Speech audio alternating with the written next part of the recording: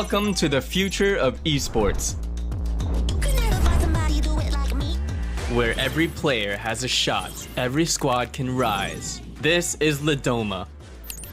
Join free-for-all esports tournaments. No entry fees, no limits, just pure competition. Whether you're a solo warrior or a full squad, we've got a space for you. And it's not just for bragging rights. We're talking huge prize pools every month. Win big, get recognized, level up your game. Be part of the fastest growing esports movement built by gamers, powered by passion. This is more than a game. It's your moment. Are you ready to rise with Ladoma? Visit platform.ladoma.com and join the battlefield. Ladies and gentlemen, welcome back. We're getting ready to hop into Season 4 of the Asia Showdown. My name is DK, and of course, I'm joining Torix on the desk here to take us into the action. Torix, Season 3 was pretty exciting, looking at what the teams were doing, but now, post the EWC, we are getting ready for more excitement, and we've got a few additional teams, of course, that are going to be joining us here, showing us what they've got. But I think there's going to be a lot to look forward to. How are you feeling about this Season 4? Thank you so much, TK, for the wonderful and amazing welcome, first of all. And yes, Season 3 was a blast. But now, with you guys, Season 4 is here, ladies and gentlemen, with once again, maybe similar teams, maybe new teams, and at the same time with the same prize pool of $1,500 US.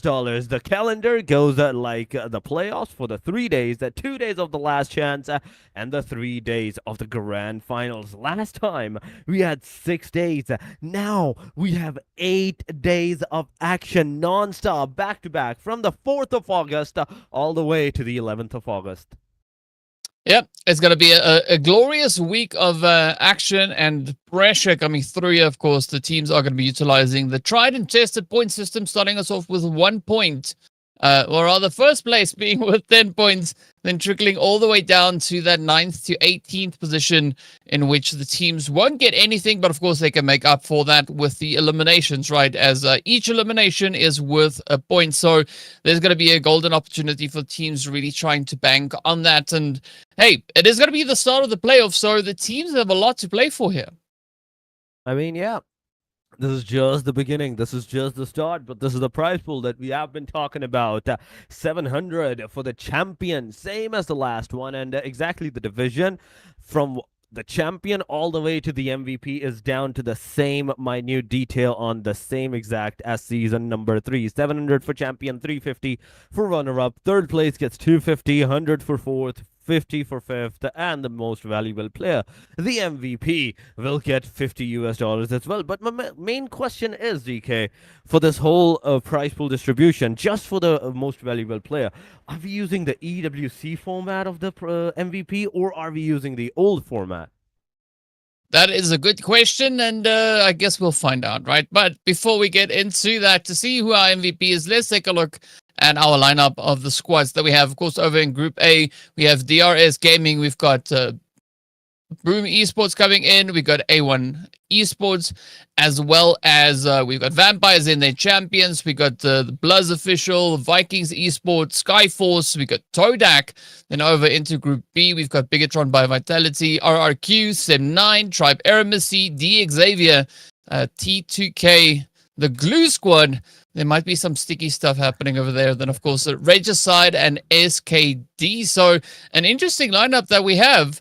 On this front, a few familiar faces that we, of course, saw in the previous season. So DRS, Boom, Vampire, and Champions over in A. Group B is where we have Tribe AEROMACY and BIGETRON by Vitality. Of course, two of the squads that found themselves in a really strong finish come the end of last season. Tribe AEROMACY, of course, taking the dub. BIGETRON by Vitality coming in clutch in that second place right behind them. Sim9, of course, we've seen them previously, as well as RRQ Ryu. So, yeah, there's some expectations to see whether or not the teams from the previous season are going to look to improve those overall standings, or whether they will have the new teams that are stepping up bring in a little bit of that hot heat and pressure.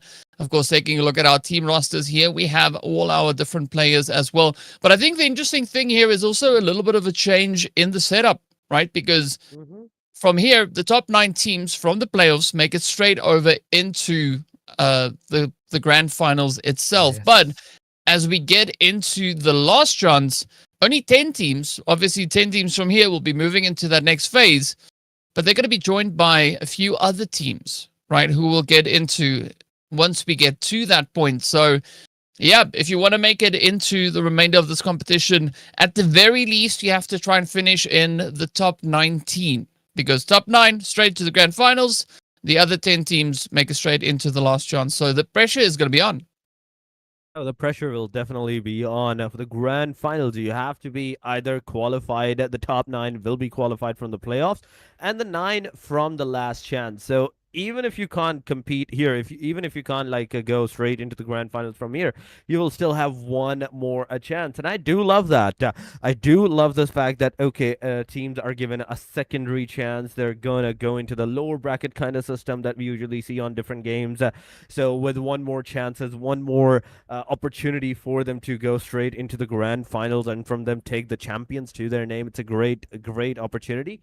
But aside from that, DK, there's also a lot of changes now that officially Sanhok has also been replaced, with Rondo.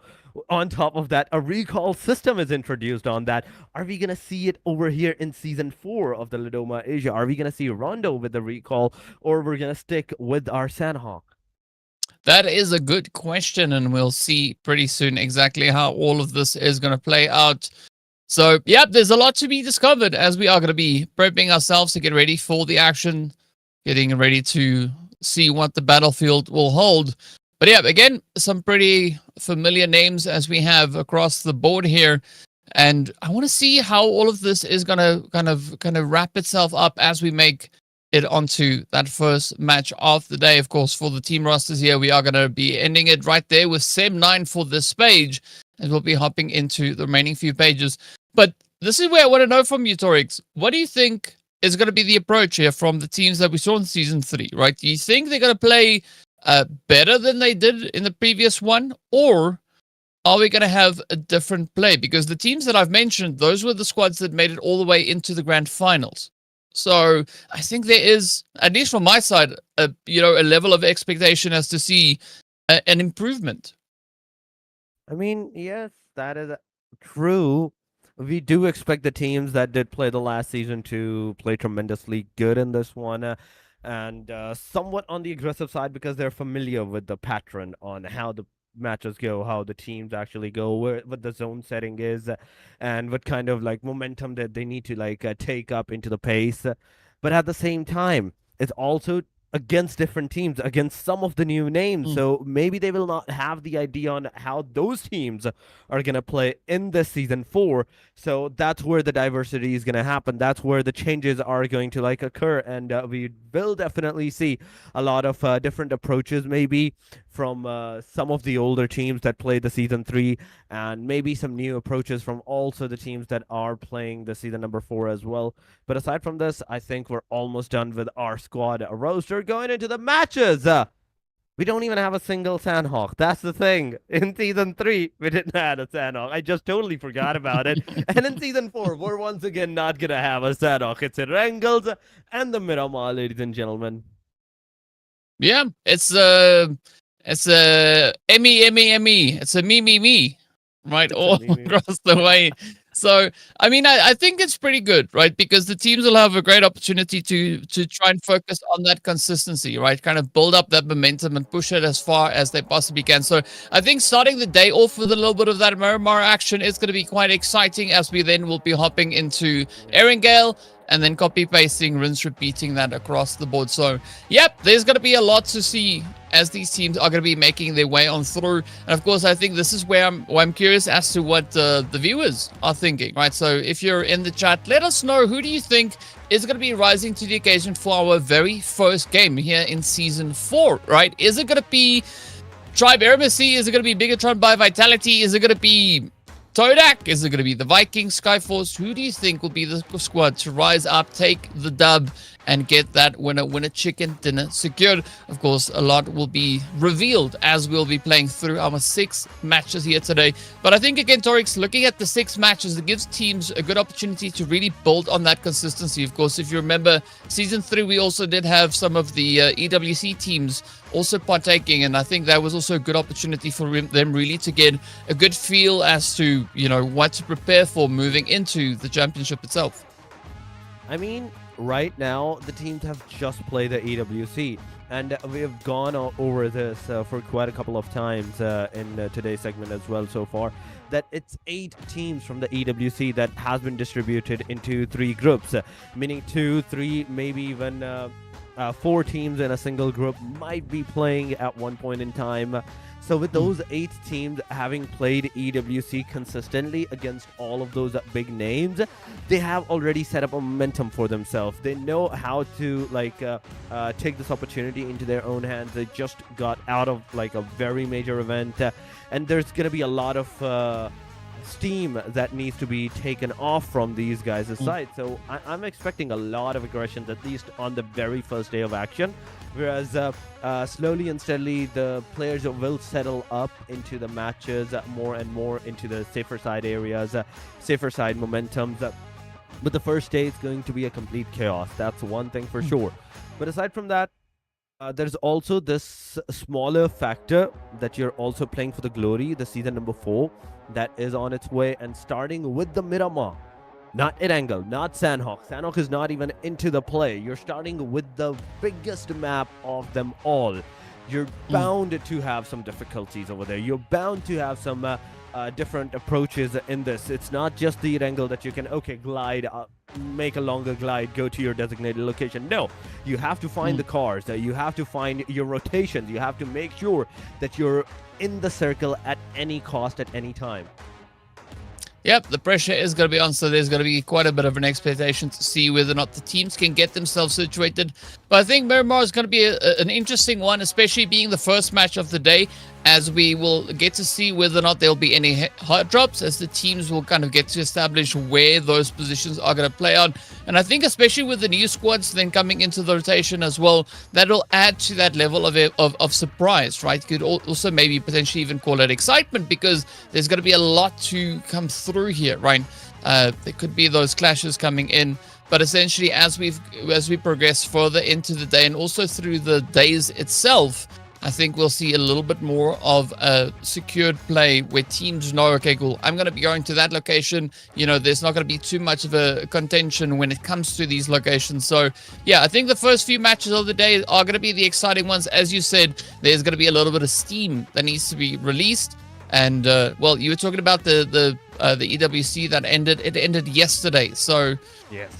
It's still very fresh, right? So I don't necessarily know what to expect coming through here. All I'm hoping for is a lot of excitement, a lot of pressure, and of course, love to hear from our viewers what they think is going to be that play. And of course, if you want to be part of this, be sure to head over to platform.ladoma.com to register your team and partake in those events. As we saw in the opening video, there is quite a lot of cash up for grabs, so go play for those points and see how much you can bank at the end of the day. Speaking about the end of the day, though, 6 matches stand between us and that. So, yeah, do you have any predictions as to who you think could be taking the winner chicken dinner on the first game for the day? Ooh, that's a very, very difficult question, DK, that you have just asked me, because as you already said, EWC just ended yesterday. It's fresh wounds. Yep. For a majority of the teams, some of the teams as well. But at the same time, with the wounds also comes a fresh mindset that, okay, you know, you're calm. You're the wounded tiger is actually more ferocious than the one that is not wounded. So they have to be very careful on how to take them down, how to like aggress upon all these teams. As we already talked about, the teams that have been playing, that are going to play in today's matches, like DRS, Boom, ASI8, all these names. So with the name all in all in here, there's one name that sparks for me. I don't know why, but I have a very huge feeling that it's going to be BIGETRON by Vitality for the first match. Ooh. All right, well, that's an interesting decision to make on that one. we're going to find out, right, as we are going to be hopping into our first match. A decent flight path to start us off as well, so I'm pretty sure the teams are going to be quite happy with that, being able to reach most of those preferred locations. But this is going to be that opportunity for us to see exactly how all of this is going to pan out and where they'll choose to move in towards. But yeah, now we wait to see what that zone is also going to be bringing with it as well. I mean, that's the thing. This plane line, in fact, it's kind of like super gracious to the teams, going from one corner to the other corner, having like settled down into the very mid Picado, the Power Grid, the San Martin, all these areas that has been accessible for the teams now. I mean, it can lead to a lot of early fights. It also can lead up to a lot of like locations, advantages, position for some of the teams, the majority of the teams at the same time, because I can see at the very dead center of this plane line, like almost 50 to 60% of the teams just start instantly jumped off. Now, Regicide, they're going to the Monte Nuevo, whereas there is also this M9 right close to their proximity. Picado is also being contested by a single guy near the Power Grid side. That is Optimus, but will Optimus go back to his team members, or he will actually go Picado, take the fight against the Vampire Esports at the early stages in time? But oh my goodness, the Circle's gonna take a shift to the southeastern corner, and at the same time, DRS is taking some fresh wounds on the DX side, getting those eliminations, in fact, with the knife just going on. Oh, there we go. Well, we were waiting to find out if there's going to be some crazy plays to start us off. The answer is an absolute yes, as lonely is, as the name suggests. Very lonely at this point, getting rushed. Beautiful send coming through here, and the heat is on. Not wasting a single moment to get this ball rolling. Gotta love the plays here. But this is not the only point of contention, right? There are multiple points where we see teams really going at it. Of course, the Vikings, the first squad to secure that wipe. There we have it. Now it's also going to be the BLUZZ also getting right into the heat as they find themselves in a bit of a situation here. Of course, looking up in towards El Pozo. There's even more happening on this front. There's a lot of casualties going around. Sakudai, Esports, we know that a while ago they were also being one of the teams that was contesting upon on these players, all these teams. But Regicide, ladies and gentlemen, right on our screen, and you can see into the minimap, it's not just two different teams, it's three different teams. The fight is going on. The Uzi, it's not going to make any kind of connections to take the player down. Pinkman, you're on the verge of elimination as Satira gets you down. It's a knockdown, it's a confirmation, and Regicide is going to lose another one of their players. That's Sem9, second elimination. Now the peak fire is not going to work out. Satira this time will be taken down. File closed to make sure that the file is closed for one of the player of the Sem9, leaving the both players to a 2 versus 2 scenario. Now file closed is also gonna go down again. It's a back and forth going around. You take one of ours, we take one of yours. Now BLUZZ, they're the one that's gonna do the final elimination on the Regicide's player, getting their first elimination, and Regicide, as they are the second team to get annihilated out of this match in this early on stages, and we're not even within the 4-minute marker, and already two teams have already gone away. AST is down to the last guy. DX is down to the last guy. AEROMACY gets eliminated by Glue Squad right there and then. Now Sem9 versus BLUZZ official. It's gonna happen. I see so many teams just falling to the side. I mean, as we have already 4 squads getting eliminated down to the final 14, we go Sem9. Not going to try and hold on to a little bit of a standoff here. 3 eliminations to their name, but is that going to be enough? Will that be able to push them to this next page? BLUZZ, I love what they're doing here, keeping that pressure on, not allowing Sem9 to get a good foothold here. But the pressure could take us rather now to that boiling point as the utilities are getting cooked on up. We got Cry up on the ridge, keeping a little bit of that overwatch, looking for the angle here. Okay, coming in with the with the crossbow, trying to see if they can maybe find a bit of a play. I love these explosive bows as OK now quickly changes over. It's Cry now having that whole position actually getting turned against them. I mean, I have no words to say but to like enjoy this kind of aggression that's happening at this point. The BLUZZ official 4-man standing, 1 elimination, right? But Zem9 is going to change that as VOIN gets knocked out. VOIN is not okay. But TMG, in fact TMG8, he manages to do a lot of damage upon on the players. But someone needs to get VOIN up. Someone needs to make sure that he's back on his feet. As Zem9, they're finally pushing up. But Gyrosir going to take down the guy. 9TD. In fact, he gets knocked down. TMG8 gets a knockdown as well. Now Axie and Gyrosir, it's all up to these two guys. And Gyrosir, he's low on that HP. He's going to be taken down. It's a back and forth going around. 1v1 it is, ladies and gentlemen. As Axie is going for the revive. We're going to see some casualties happening on BLUZZ official players. They're getting finished off. But let's see what Axie is going to do, as he has managed to get that revival down. He is going to make sure that the player is back to the 2-man. It is the UMP45 has been reloaded. Axie, you have to push. This is the time. You two together have to push upon on these guys. There is no other way. Otherwise, BLUZZ official, you're not going to be able to make it up. Zem9 will get that revival done upon their players, and that will instantly mean that, okay, you're not going to be able to like secure those eliminations. But here we go. Axie and together with TMG8, they're finally pushing on. Axie with the UMP45, he's going to push up, and it's over. Zem9 it is. Ladies and gentlemen, 6 minutes in, and 5 teams already out of the match. Yeah, I think this is some pretty good pacing for the new teams through the season, right? BLUZZ official doing the job here, coming through with a glorious squad wipe, only losing 1 player in that trade-off. So definitely showing that they've been business. Speaking of business, it is going to be Boom Esports also coming through with a bit of a rotation all the way over on towards that Impala side. Of course, Impala is currently smack dab center zone, so the quicker you can get yourself situated, the more of an advantageous angle you could have coming into the next few phases. But of course, the rest of the lobby yet to make their way on forward. ASI8 also finding themselves in a little bit of an angle here, of course, just on that southern side of Los Leones. But they actually had a few teams dropping in here with them, right? We did see Champions Esports sharing a similar kind of drop location, but they went a little bit further down towards that southern side. You were saying BIGETRON by Vitality could be the squad to take that winner chicken dinner. And I can see why you say that, because last season, on the first Miramar that we had for the day, that's exactly what they did, right? They came in clutch, they got that victory. So, yeah, who knows? They could look to replicate those efforts yet again. Oh my god.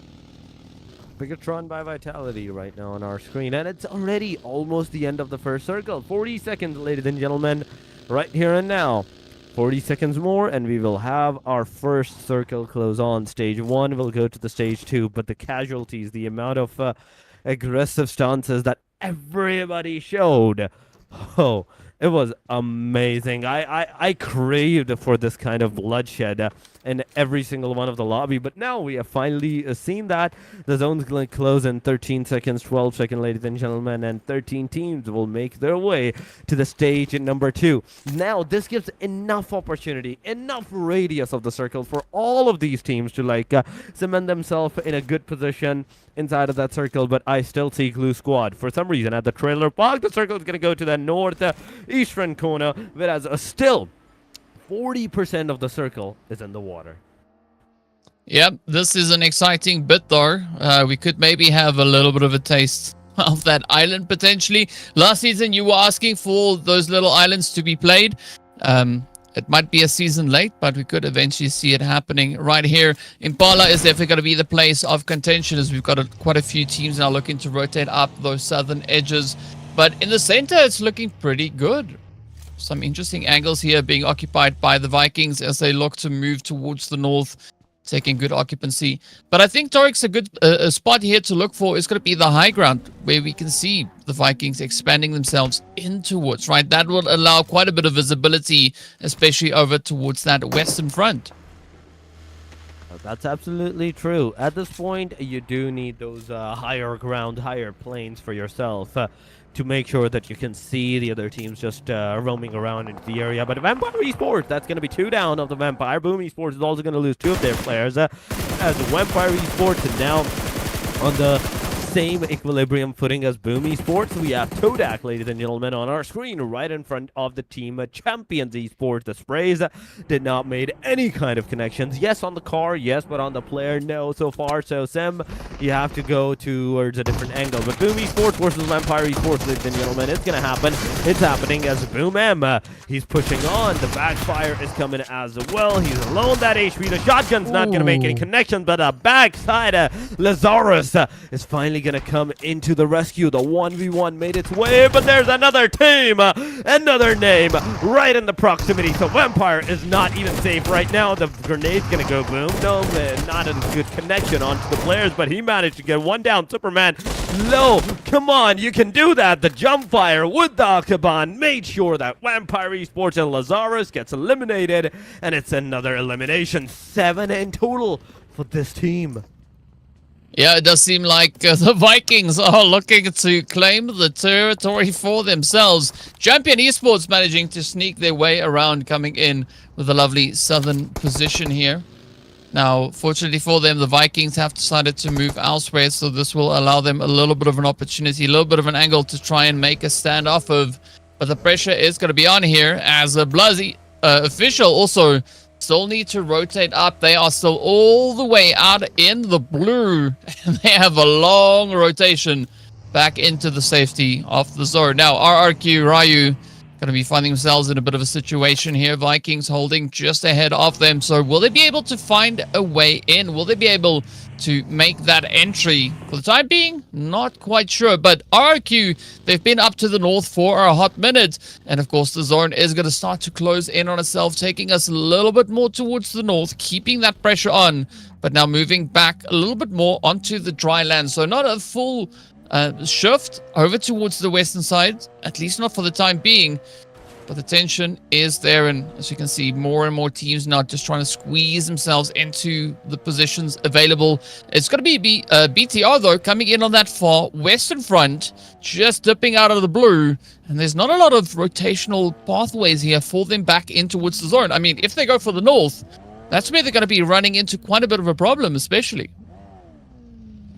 I mean, we can't say anything for sure right now, as this lobby is kind of like on the aggressive stances, so we never know what they might think, what they might do, and what will be their next step. But from judging from what's happening so far, some of the teams, they're kind of like placing it on the safer side as a third party only.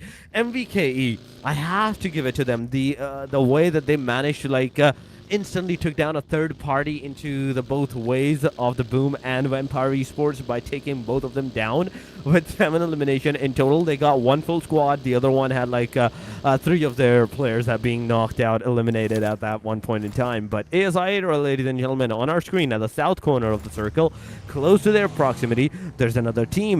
That is the TDK, I do believe so. TODAK is here. So TODAK, yes, in fact, is into the Impala area. Moving forward, they can get into the fight against the team ASI8. Casanova is kind of over-aggressing at this point, over-pushing at this corner of the ridge, whereas the rest of his team is kind of further away back into the corner side, into the cover side. So if he gets knocked out, there is no hope that he can get that revive. But champions against Team SF, it is Icy that's going to be knocked and finished off right there. And then 13 minutes have only passed, and we're already into the stage number 3. Not only just that, there's only 11 teams left. Yeah, I mean, they're not wasting any time. 13 minutes of gameplay, about to hit 14, and as you've said, a lot of pressure already being applied across the board. But now for TODAK, this is going to be interesting whether or not they are going to look to maybe try and aggress over onto the side here of ASI8, or if they'll just wait to see where that zone is going to be taken in. For the time being, it seems like TODAK are going to be just waiting for the opportunity. They don't want to risk it just yet, but especially being over on towards this far eastern side of zone, there's not a lot of angles really to try and play off of here. Glue Squad also now going to be just situated towards that northern side. Quite a few teams still looking to trickle out of the blue. Fortunately, it is only stage number 3, but as we're about to hit stage 4, that blue is going to go pretty crazy on them, as now we are a lot more confirmed over towards the dry land, as the pressure is going to be on for the teams towards that far southern side. The rotations now will have to come in, and of course, a lot of the terrain, a lot of the compounds available in the current zone already occupied. So if they want a spot, they're really going to have to fight their way in. I mean, that's the beauty of the Miramar. You have to now fight your way into this open land to have that circle for yourself. Team Skyforce so far centered alongside of Riley. All of the players, they're at the outskirts of the zone so far. But Glue Squad, the team that had the initial 4 elimination to their name, now is in front of the team BTR. Ooh. The jump car shot. Whoa, that's something new. The car was in the air. You changed the seat, and you just got that elimination. We see some new things every day. It was flying cars in the EWC. It is right now flying players that's getting the eliminations in the Lidoma Asia Season 4, ladies and gentlemen. But 15 minutes passed, and MGN Vikings, VOIN, he's stuck. He is stuck in the middle of the mountain. I mean, it's not a bad spot to be stuck in, right? You still have the elevation, still have a way to kind of climb up and get a good vantage point here, and this is exactly what we see the Vikings looking to do now. But RRQ find themselves in a bit of a sticky position here, because yes, they do have compounds, they do have the coverage, but they are not as safe as they would have hoped to be. Fortunately for RRQ, they do have another player that has also been able to rotate out, just move up alongside that mountain itself. Now, Skyforce, they're going to be coming in from a little bit more of a western positioning, keeping it nice and quiet up in the shacks. ASI8 going to be looking to apply the pressure now onto TODAK, as both squads find themselves in an altercation. It's going to be Iron feeling the heat. The shots just nipping at the heels. But a quick rotation, fall back as the rotation now comes through here from TODAK. Looking to aggress. They push on forward. Let's see whether or not 6ix9ine is going to be able to get the shots in. The vehicle could provide a little bit of a saving grace here for Calm, but that nade has been overcooked. The molly now gets let loose. The shots continuing to fly on through. Calm being everything but calm at this point, as TODAK just lock on in, aggressing forward, and ASI8 now being put on quite a bit of a back foot, as they've only got 1 player remaining. Oh my god, he's getting pushed. He's getting pushed. Iron, you have to show your Iron Will right here, but no, it's no use. The moment your 1897, the shotgun, started to miss, it was over for you at that point in time. But Munti, once again, on the mountain ridge side, let's see what's going to happen. 9 teams are remaining into the game. 30 players are alive so far, and you can see Viking getting that revive. No, he just barely missed that. For a second, I thought he did got that hand on the revive, but the spray came in, I do believe so, or it was somewhat of a damage that somehow came into the play and just got that elimination. But aside from that, ladies and gentlemen, we're about to head into another stage, stage number 5, and it will go maybe to the northern side of this area. And nope, I had to say north, and it goes south. Straight up there, it's gonna go towards the teams. There's BLUZZ officials. There is a majority of the teams, almost 50% of the teams are right now cemented in the circle at a really, really good placement. Yeah, it's going to be pretty tough for the outlying squads to get themselves situated, especially looking at BIGETRON by Vitality. Not an easy pathing back into safety here. But, I mean, RRQ, though, they're looking pretty good, gotta say. They still have their 3 players held up in the compounds, and I believe that's Do or Woo up at the mountain. A long spread here, as we can see. Skyforce now trying to lock it down as they start to push in from the western front. The mountain is going to be the place to play for, as the Vikings look to plant themselves down here. So looking at the available angles, they do spot a few rotations there as TODAK starts to make the push, looking to see if they can maybe sneak their way in. But BLUZZ also taking occupancy of that southern side. So if the zone pulls further towards the southern edge, that is going to be the angle for them to try and capitalize on. But I got to say, for the time being, the Vikings, they look pretty solid here. They do. Vikings are looking really, really solid. Not only because of the placement that they have, but at the same time, the amount of distance they can cover from this like direction, they don't have to worry about their backsides because then nobody should be on the very top of the mountain, as there's already a single guy over there. So whatever they're doing, it's working out. It's working out. But what I want to see at this point is RRQ making some moves. So far, it is 0 eliminations and no point whatsoever to those guys' names. But Skyforce, ladies and gentlemen, Sanchir got some damage.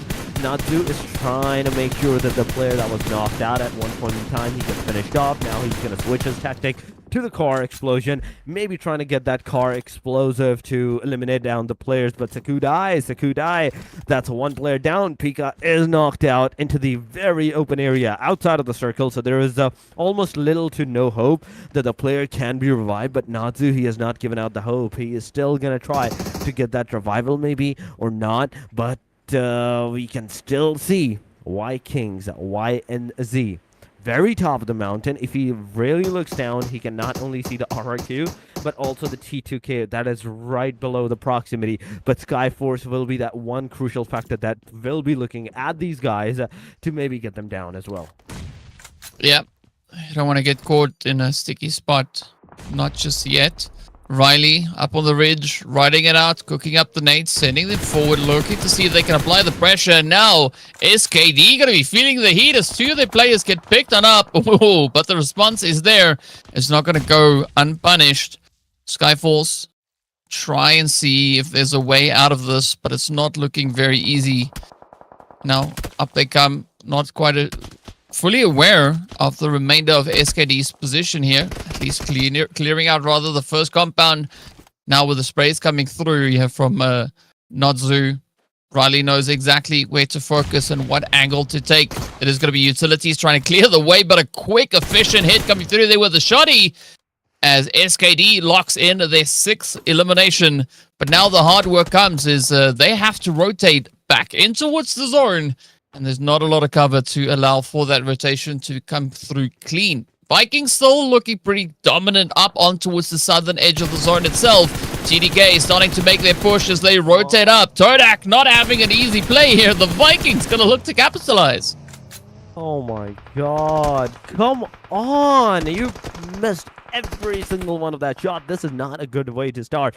MG and VIKINGS, Vunti, you had the opportunity. You could have taken down not just one, but 2 of the players, but you barely even managed to scratch down one of the players. And now TODAK, now they have the location advantage against you. Now that they have location against you, they will definitely be using that at one point in time. But Skim, so far, he is also looking at a different team. He is also trying to approach a different location for himself. But look at the mini-map. State number 6, it's already super small. 8 teams into the proximity. You can see almost 8 out of 8 names in this small of like the radius that we're seeing into the mini-map. There's T2K at the south side. There's the team, in fact, Viking at the very eastern side. BLUZZ official alongside of, I do believe so, the same team that was the VIKINGS at one point in time into the area.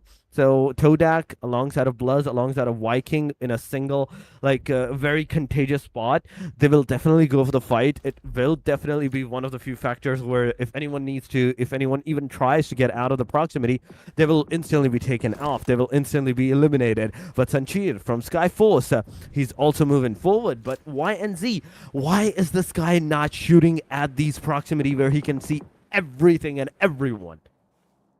Yeah, that's a really good question. I mean, they might be distracted and looking in a different direction. Now it is going to be SKD that are not going to be able to make it any further as RRQ ends the run there for them. Meanwhile, the Vikings, it's all pretty locked. No reason for them to move from this mountain just yet. But if we see the zone shifting to the north, that is going to be a pretty tough angle for them to try and compensate for. Skyforce, unfortunately, also not going to be making it any further as we're down to the final 6 squads. Vikings hoping that the zone stays in their favor. BIGETRON by Vitality now coming up, knocking on the door, looking to see if they can gain a bit of a foothold here. The zone, of course, is going to get ready to pop anytime soon. But the teams all now just trying to get themselves situated. If the zone pulls up to this mountain, it is going to be an absolutely brutal battle. Now, Bumblebee getting met with a few shots to the face as Lapar from RRQ locks it in.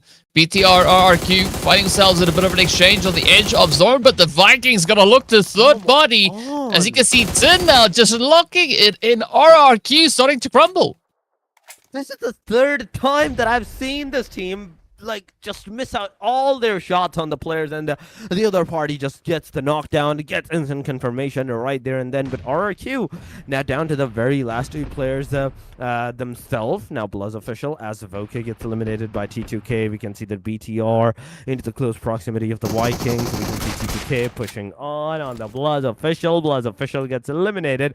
#6 it is, ladies and gentlemen. And now, as the top 5 contenders, BTR for elimination, RRQ with the 4 elimination as well. The only team amongst all of these names, all of this top 5, is VIKINGS with 9 and TODAK with 6 that has the highest out of those two. But everybody's almost duo, like solo duo at this point in time.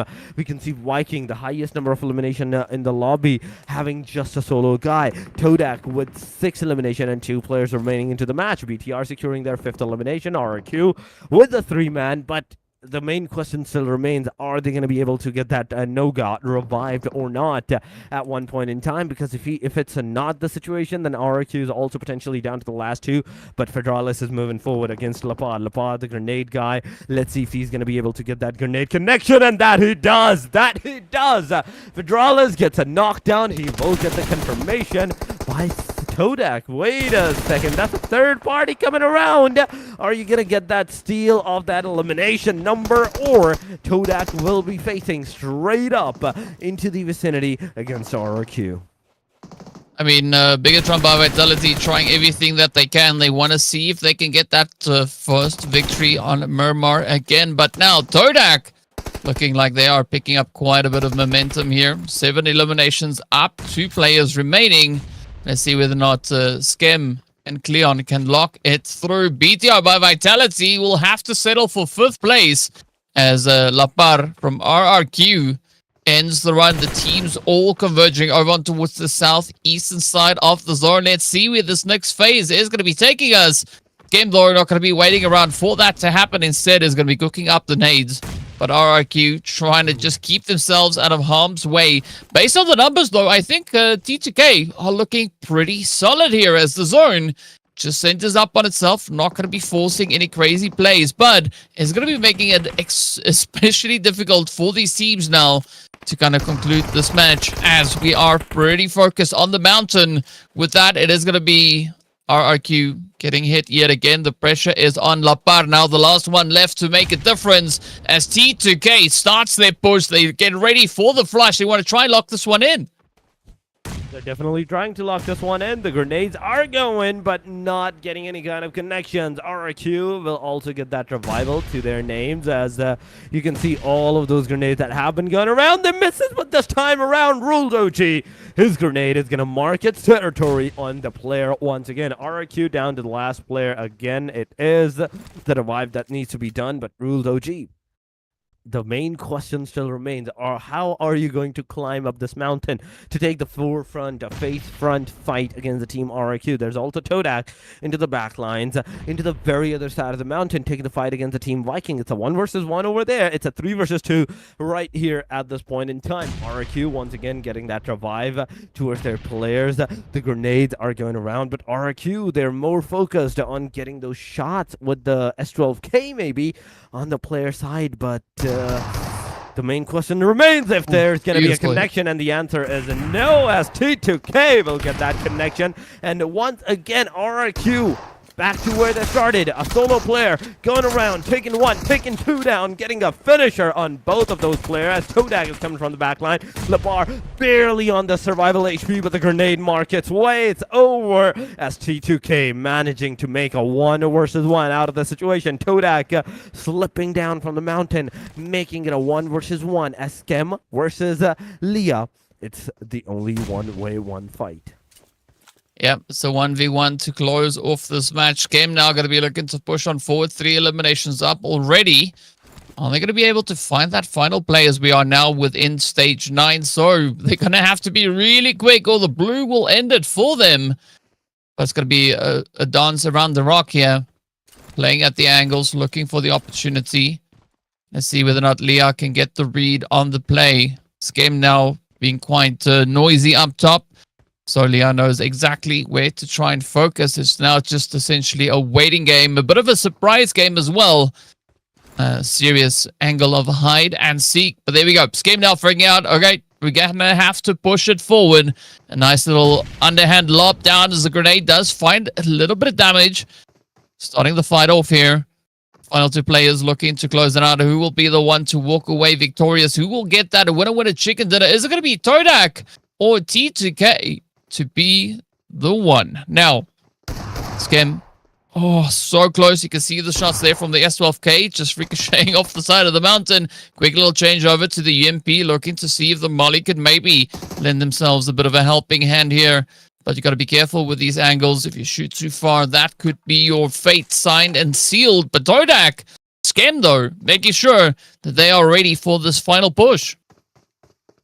Let's see what's gonna happen. It's both of these teams just chilling out here, making sure that the other enemy, the opponent, approaches the situation. He falls down to his elimination, to his demise. As oh my goodness, a very amazing winner of a chicken dinner just occurred. TODAK not doing anything, just letting T2K fall down to their demise, securing that winner chicken dinner for themselves. It's a really unique start of the Miramar match at the very honestly clean Skem. There is the TODAK's 50 L1, H1, and MVP, and 696. These four guys were in the game, but Skem is the one responsible for surviving till the very end. Yeah, and of course, Tinzi coming through with a beautiful play as our match MVP. 5 eliminations and nearly 1,000 damage getting secured in that. But I'm not really surprised to see this be the kind of outcome from the Vikings, right? With them getting that MVP play as well. Because honestly, I think the spot that they had situated up on towards the mountain, just to that northern side of Impala, that was the place, right? That was the spot. That was the angle to capitalize on, especially looking at how the zone had shifted out. And I mean, they got the eliminations to prove it, right? Hitting those double digits. So just shows you if you get a good read on the zone and you have a beautiful position, you could definitely look to capitalize on that. So big ups going out to the side here of the Vikings. Tins making their team proud.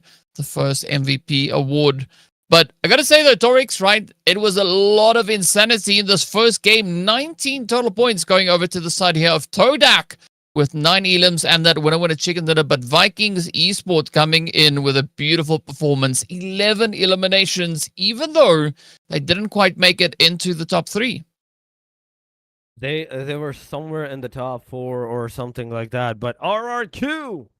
It is, ladies and gentlemen, that is on the hashtag number 3. 11 total points, 10 for the T2K, falling down to their demise. That they could have been on the number 1, ladies and gentlemen. But no, it is a nope situation for them. But moving on forward, it is Sakuda with the 7, BIGETRON by Vitality with 8 total points, a BLUZZ official with 6, 5 for Champions, 4 for Glue, Sem9, Skyforce with a 3 alongside a Vampire and Boom Esports. But I do love it, the factor that XAVIER, AEROMACY, Regicide, even DRS managed to secure at least one elimination for themselves. ASI8 is the only team amongst this first match that couldn't get even a single point.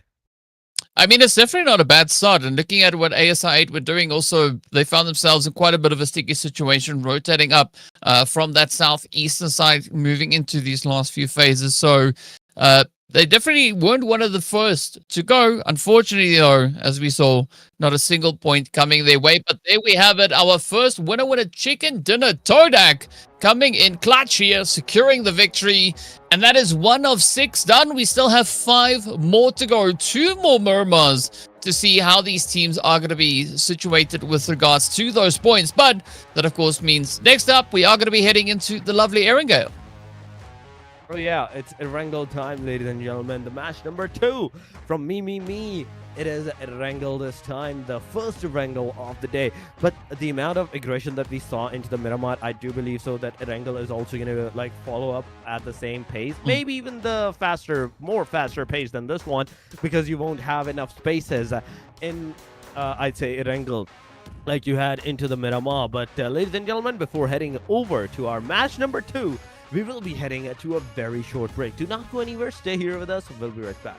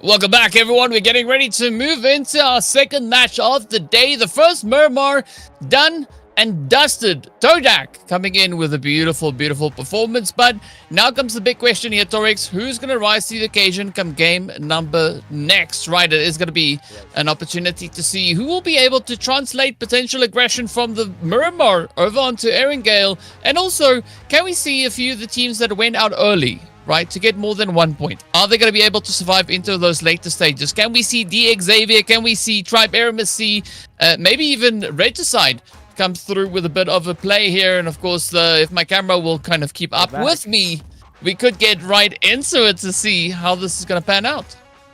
You were so fast on that information that your camera even got stuck at one point in time. But yes, It was an amazing start. It was a great aggressive stance for at least the match number 1 so far. But we do have to see what the next match is going to make for the team, the Arenale, what's going to bring up here, how much of a destruction can actually occur into the Arenale match. At this point in time, I'm going to be so excited to see the same momentum, the same aggressive stances that we saw into the Miramar happening once again into the Arenale, but with a more twist of third parties, fourth parties going around into the area. I want to see those potential drop clashes locations like the Pochinki, like the in fact not Lipovka, the Yasna Polianas, the Jojo Pools, the Novorupnoy, those being contested by the teams, or rather than those small city areas where there's only 2 teams, 3 teams going around. No, I want those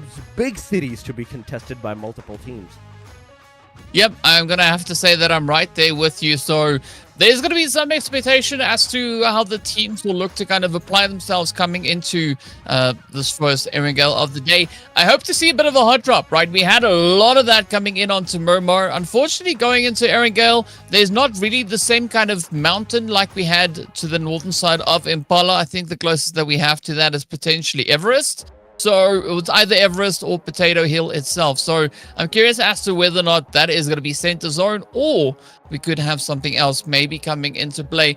Previous season, if there's anything to go by, this is going to be pretty hot and heated. So let's see what our first Arenale will bring. A nice northern rotation with that flight path itself. So yeah, zone is free to go pretty much anywhere. I mean, it can go anywhere, but so far it is somewhat the northern side favored. But still, majority of the hot drop location like Pochinki, the Jojo Pool, even the northern city of the Jojo Pool, the Yasna Poliana, Rozhok is accessible for the teams. Even there is Taverny into the proximity that can be accessed by the teams. But the main question is, how many of these players are going to go for that aggressive approach once again into the Arenale match? This is the second one. This is the first Arenale of the whole Lidoma Asia Showdown season number 4 for all of these teams, and I kind of want to see a very aggressive approach. Sakudai alongside of Team RIQ, they're going towards the Zarki region, so it is a contestation over there. But Rozhok, I see nobody going around. Maybe BTR might take a little bit of stop over there, but aside from that, they're going to the school, apartments, all those areas. Pochinki is being contested by the XAVIERs.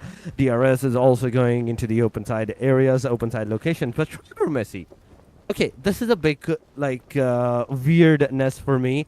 Aside from Yasna Poliana, this team decides to go now Kameshki and those very hard eastern corners at the shorelines for some reason.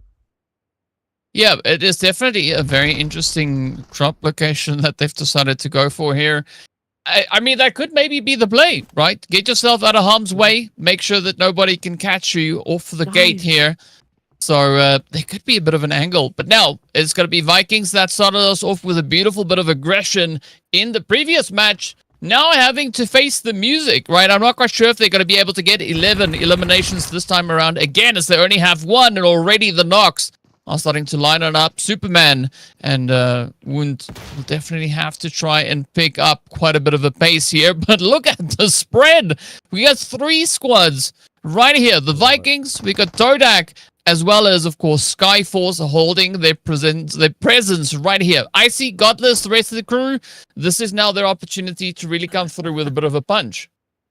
I mean, you see the horse in the middle of all of this contestation, Yeah. just to walk in and getting that grab, and that was a breaking point on me. But ladies and gentlemen, it is 3 different teams into this proximity that's gonna take the fight, that's gonna take that contestation for themselves. Woon T, so far in this area, just chilling around. But I do love that one factor that you can see the plain line that we saw at the northern corner. But this team decided to go towards the south side, a little bit to the south side. Gutka, not only him, there's 2 more different teams. But into the kill feed, we can see the T2K versus the ASI8 once again happening.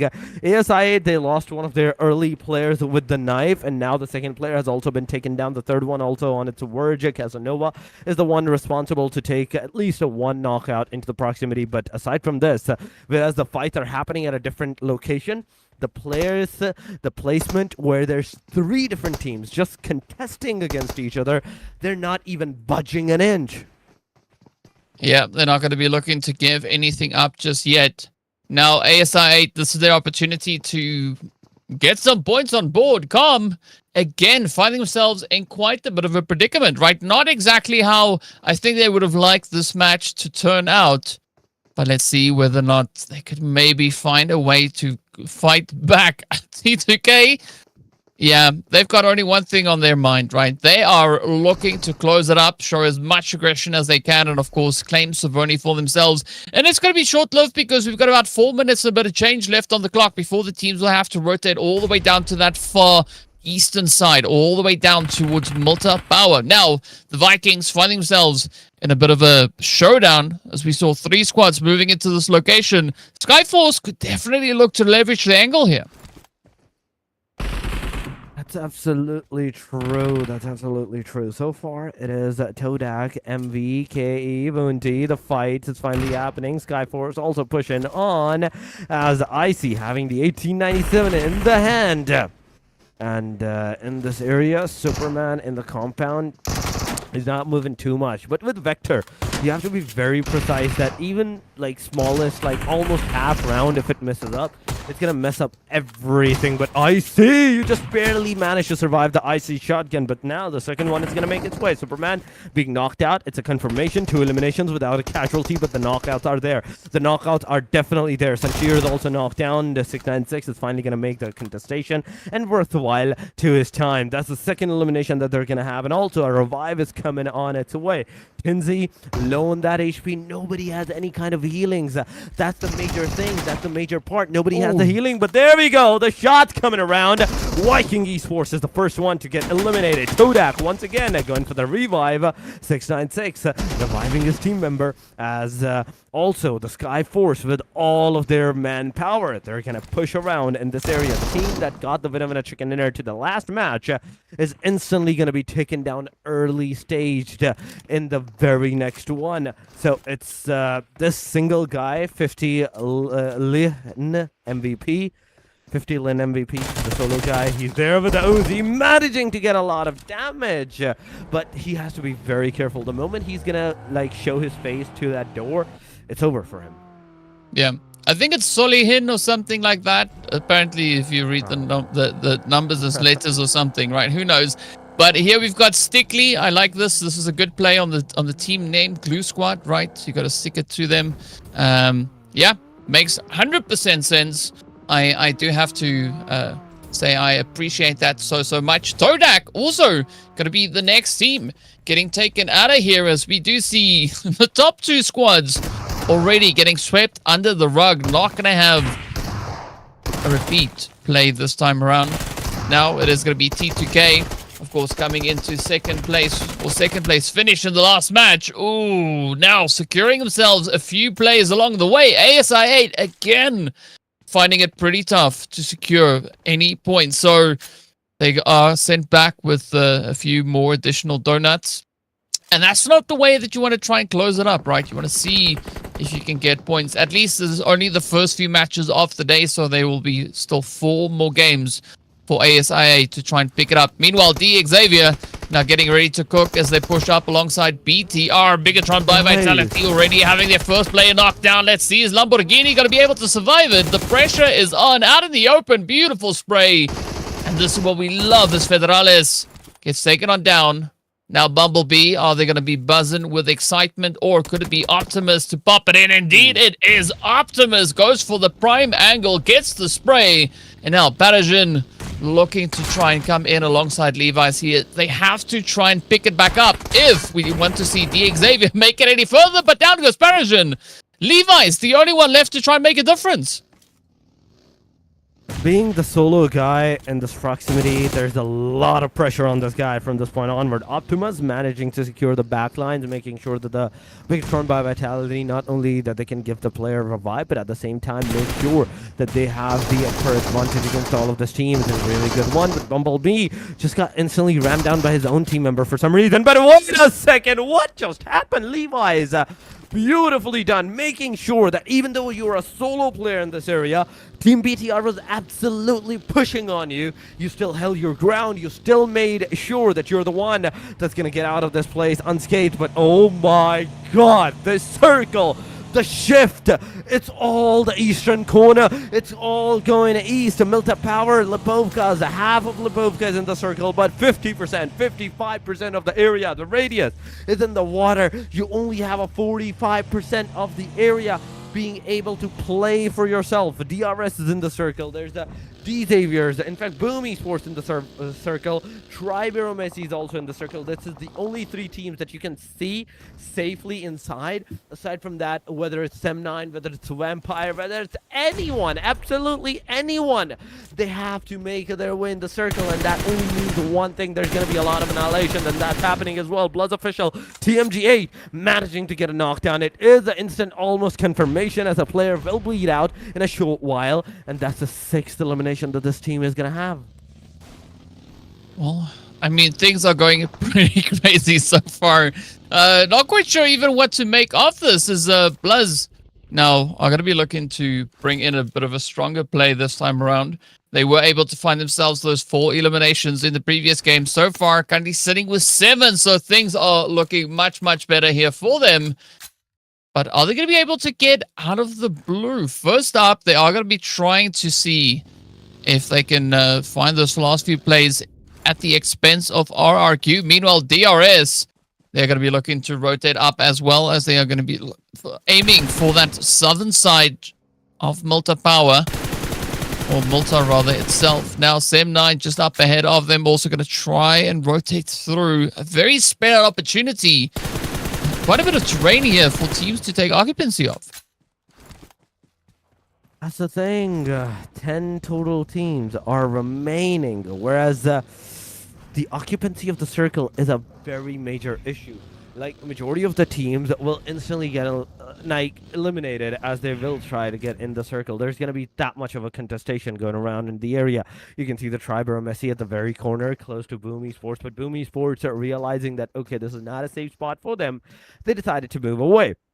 They decide to go into a safer side, but BLUZZ official and RRQ, I can't say the same for them, as RRQ finally getting eliminated by the BLUZZ official. But I do see one complete finisher on TMG8, the player that did got 1 elimination, 2 eliminations in the very total for the team outside of the circle that they are so far. 8 elimination in this match, 6 total points in the previous one, meaning a total of somewhere 14 points to these guys' name. But T2K, not only they're in the circle, they have like 4 eliminations so far, with almost the solo player surviving into the area. Full HP it is, but circle, it's going to take another shift. On the northern side, T2K, where they are residing, the only team at the northern corner, Rules OG, as a solo player, just chilling out there. He has the circle, still have the circle for himself. He can still go there, but majority of the teams that were at the very south side, now they will have to move towards the Milta Power Plant. And moving to the Milta Power Plant instantly mean one thing. Boom Esports, they're not going to let this opportunity go by unscathed. Yeah, I mean, and also there's not a lot of terrain now to play for, as we can see that map looking pretty crazy, right? The teams looking to move up, and as we know, this region, I mean, this is essentially now turned this game into Sanok, right? Because there's not a lot of angles that they can look to take up. There is going to be a pretty contentious play here at hand. But now for DRS, I like this, moving on to the southern side, looking to play at least the cliffs. Does provide them with a bit of an opportunity. They have a clear line of sight over towards that bridge, or rather not the bridge, the beach that is going to be towards the south. And I mean, vampires are yet to move up. So many squads looking to find that next position, call home.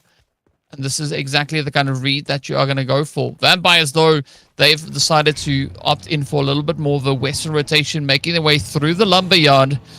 And it's a tough rotation because, again, right, finding a safe entry on this edge, there's no compounds in the immediate area, aside from, of course, the lumberyard for the time being. All the other spots are going to be up on towards center zone, and the few angles over on towards the west. is now going to be contested as Glue Squad are going to try and fend off the advances coming through from the Vampires. A nice little bit of an altercation here, getting ready to roll on in. Both squads looking for the angles, looking for the points, but who will be the one to get it in? Vampires, they came into this match with 3. The Glue Squad came in with 4, so they are essentially side by side with regards to the overall points here. I mean, it's going absolutely amazing. It's going absolutely crazy for all of these players. Surviving in the small of a circle, small of a radius is already a huge thing for the players. But now, taking the fight in this one, it's going to be another big thing that's going to happen. Glue Squad, so far, they're throwing those utilities. Noel managing to get one down. Second one with the grenade. Miaula is also down. There's a Zane being knocked out as Sento, the last guy, the only hope for the team. It's all up to him. He's in the compound. He's still in the other building. The grenades are going around into the proximity. The damage is being done. He is alone, that HP. Someone needs to go rush upon this guy, get that elimination, and this grenade is going to mark its end for the Vampire Esports Glue Squad for elimination, ladies and gentlemen. The circle is going to take another shift, this time to the multi-power plant. The power plant circle. It has been a while since we have last seen that. In my whole lifetime, I have not seen a circle go exactly to the multi-power plant. Well, I mean, there's always time for a first, right? And this seems to be exactly that. As, gotta say though, AEROMACY, they look like they've got a beautiful position, right? They have the setup that they need to try and drive this one home. Sem9, of course, going to be knocking on the door, but DRS up onto the north. Yeah, it's going to be a pretty tough one. At least they have a little bit of a plateau here to try and play off of as they now look to utilize the opportunity. Get themselves a little bit more secured here, trying to lock down the angles. But AEROMACY, as we saw in the previous season, they are going to go for insanity here. TODAK not going to be making out of this one in one piece as they get wrapped up in 7th place. Rig and the rest of the crew here from AEROMACY, though, keeping a very tight angle. Killer taking quite a bit of damage, almost getting dropped on down. And this could be that opportunity, that opener that AEROMACY could be waiting for. But now, pressure is on, right? The eastern side of the zone, not a lot of angles to play off of. These cliffs could maybe buy them a bit of time. But we do see some movement coming in on towards that southern side as well. Oh, yeah. Everybody right now that is alive, these top 6, they will definitely try that. But at the same time, you see the bottom line teams, Boom, AEROMACY, DRS, they're potentially a full squad. Glue Squad is also a full squad in the area. Sem9 and BLUZZ Official, the only 2 teams that has a duo to their name. Aside from them, everybody else is a full squad. So everybody knows exactly what they're doing. Everybody knows, okay, what their rotation and what their strategy is going to be. As they have a full squad, they can absolutely use the strategy that they have been going throughout the whole game for themselves. Noel going on into the compounds, just barely getting themselves into the safe circle. But the next shift, that's going to occur in 1 minute and 15 seconds. That's going to be determining on whether the teams will be surviving outside here or they're instantly going to be ramming down against one another. You can see the AEROMACY just split up completely into the areas. And into the minimap, there's also the BLUZZ Official. I do believe so. That's BLUZZ Official into the back lines, just chilling out there as a duo at that proximity. Sem9 potentially almost in the multi-power plant alongside of Boom Esports. I do believe so. Sem9, 2 players are here.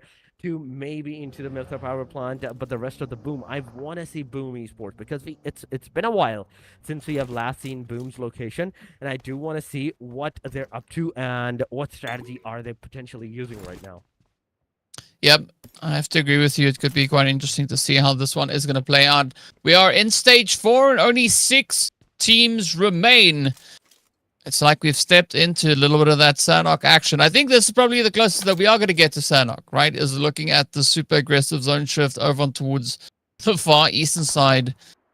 But now, DRS keeping it nice and quiet, just trying to get a good read on the situation, looking what angles are available to them. But here we have it, as now DRS have not really seen all too much just yet. Sem9, though, beautiful bit of a setup on the edge of zone. Glue Squad also going to be looking to see if they can find a way forward. but not much has really opened up or revealed itself with regards to the edge of zone play. I mean, Glue Squad, they've been on the edge over on towards that western side for a good while now, and they are still there, but they're going to have to move in the next few moments. That's the thing. Everybody has to move. Everybody has to take a stance at this point, because if you don't, you're going to be not in the grace of the circle from that point onward. You're going to receive a lot of damage. This is the stage number 5. Sem9 still in the circle. AEROMACY right into the back lines. There is also another team into that proximity that I do want to see who they are and what they're doing. In fact, that is BLUZZ official as a duo at the northern angles. They have to move in the circle, meaning they have to take the fight against the team Sem9 at one point in time. They're also going to have to take the fight against the team AEROMACY at the placements where they will be rotating. But Glue Squad now finally moving to the areas where Boom Esports is residing at. The fight is inevitable. From this point onward, the fight is inevitable by any team that even tries to make a single directional move from one direction to another. You have to take that fight. AEROMACY versus DRS, it's going to happen as well. The grenades are being thrown away. Yet out there receiving a lot of damage, but Boom Esports grenade is going to connect on Stickly. Stickly is going to be down. Delta is down, as well as we can see AEROMACY kind of being on the receiving end and super farther away from every single one of the players. BLUZZ official also pushing on. That's 10 elimination that this team is going to have for themselves. Sem9 is not looking good for you guys. The grenade is going to be thrown away onto the players by VOIN. Not a connection.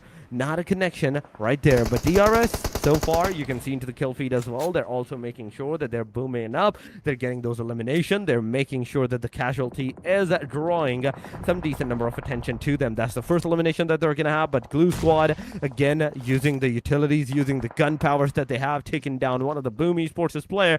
And right there, and then Boom Esports is out of the match. Yeah, well played to Glue, really sticking it to them. But now it's going to be AEROMACY looking to kind of hold it out against DRS here. DRS, one elimination up to their name so far. AEROMACY, they've had a pretty good read on this zone shift for this entire match, as they've been just holding on to a beautiful northern setup here. But now DRS pushing right, up to them. The first few hits are in. That is going to be Tricks down. Lonely now getting met with the nades. Just managing to evade a little bit of the damage here, but AEROMACY, they could look to close this one up. Yep, Giante sends it over. Are they going to be able to close it up? Trying to pull off the res. The utility coming in as a response as the mollies now get popped over the ridge, and that is going to be Lonely going in for a bit of a swim. Oh, Yetauja now having a bit of an opportunity to maybe try and close this one off, but there is still hope now for AEROMACY, as it is just essentially Killer that is going to be posing the big threat, right, for the rest of the squad of DRS. It's not going to be easy as Yetauja now comes in. Okay, just find a bit of an angle. Giante and Rig, they're going to be hoping to try and maybe just pick up the straight, and in doing so, they can get their squad back onto a 3-piece. Oh my god, the grenades are definitely coming around in this area, in this proximity from the backside. DRS's one player comes out of the game, and wait a second, Glue Squad, you were just right there fighting with the Boom Esports. Now you're here taking down the DRS.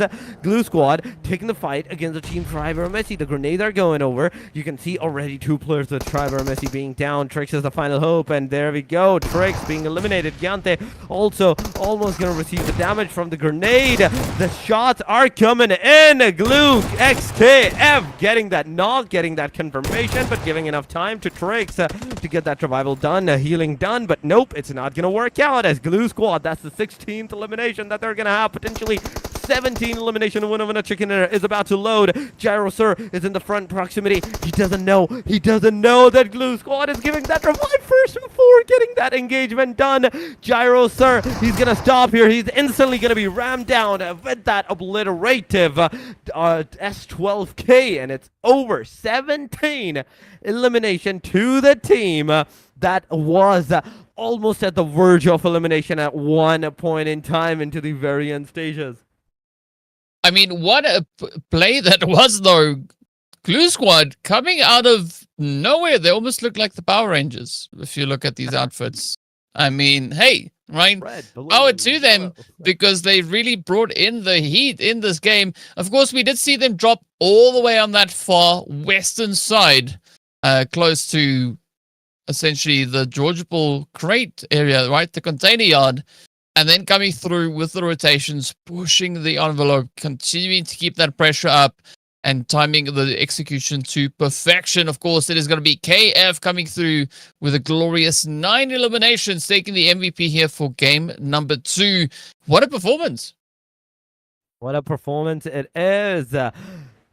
Amazing. I have to say, Glue Squad, they have totally beat up any expectations, and they just came out straight on the top. 27 points in a single match is a very huge number. BLUZZ official with 18 total points. AEROMACY with 7 for 9. We do see DRS with a 5 for T2K, RRQ with a 5 as well, alongside of Sky Force, 4 for XAVIER, Boom 3, alongside of Vampire, BIGETRON by Vitality, and TODAK. Once again, ASIA champion Viking, they're having 1-1 elimination, but Regicide and Sakudai this time around. These are the names. These are the 2 names that will not have even a single point for themselves. Match number 2 done and dusted. I do want to see like the overall ranking right now on what's the difference that this 27 points is gonna make into the very overall ranking. But there we go. Even with the Wait a second. What's going on? That's impressive, right? We have a lot of chickens getting dealt out. Yeah, I mean, we've got 1 full. I mean, it's crazy, right? It was such an insane game that you know, someone snuck into the chicken coop and got their hands on a few additional points across the board. Of course, that's obviously not the correct points. We'll get the correct ones on board, and well, there we go. We can see it right there. At least this is still the match rankings. 27 points though. I mean, it's close to the 30 bomb that we saw in the previous season, right? But the 30 bomb didn't come in on the first day. Yeah. The 30 bomb only came in much later on. So, yeah, the pressure is on as the Glue Squad. They are in here. They mean business. But you got to give it up to BLUZZ official as well, right? Because if you recall, in the previous game, they kept that momentum going. They only got 4 eliminations and 2 placement points, getting 6 total, right? This time, they get 6 just in placement and double that with regards to elimination. So a beautiful comeback on their end. But yeah, a few squads unfortunately not going to be picking up any points this time around. I'm happy to see that ASI8 at least got a little bit of something on the board here, right? Got that 1 elimination, got that point this time around. Regicide and SKD, unfortunately not going to be able to brag about points just yet. I mean, R3G was the team that got 1 point into the previous match. This time it is ASI8. So they're taking the turns, taking that one point for themselves. But ladies and gentlemen, this is the match ranking that is on your screen. I can safely assume that, okay, with this winner chicken dinner that Sakuda in fact Glue Squad got for themselves, they will be cementing the top position at the very least for themselves. They will be on the hashtag #1 whatsoever. But what about the other teams like BLUZZ official, AEROMACY? They have been consistent as well.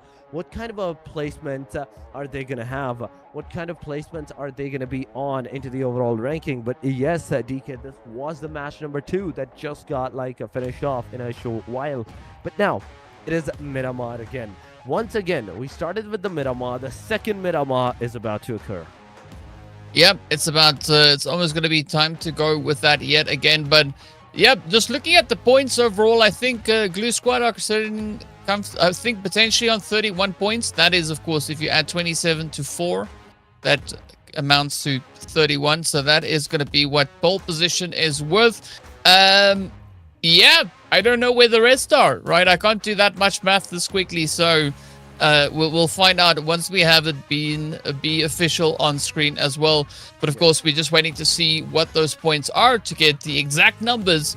So we'll take a look at that very soon. But yeah, I gotta say though, what a start, right? What an Arenale to play through, because I would never have expected the zone to take such a far eastern shift, especially pulling into multi-power, as you've said, right? You've never seen a zone go there. So you're welcome, right? Now you have it, right? But an interesting thing that I'm also trying to figure out exactly is kind of like where the players there from BLUZZ kind of drop, because I'm looking at the early locations that they found themselves, you know, where the teams kind of broke off into, and I can't really exactly figure out where they went, right? I mean, Tribe AEROMACY, they went up to the north. They were just riding the zone the entire time, all the way down in towards that multi-power position, and then Glue comes out of the blue, and they're like, yeah, that's fine. You know, have a sticky bomb. Boom. There you go. It's ours now. But that's one thing that I actually want to see. I want to see Glue Squad come through with the sticky bombs, because I think that would just be beautiful, right? It kind of plays into their whole brand. So, yeah, there's a lot to be seen here.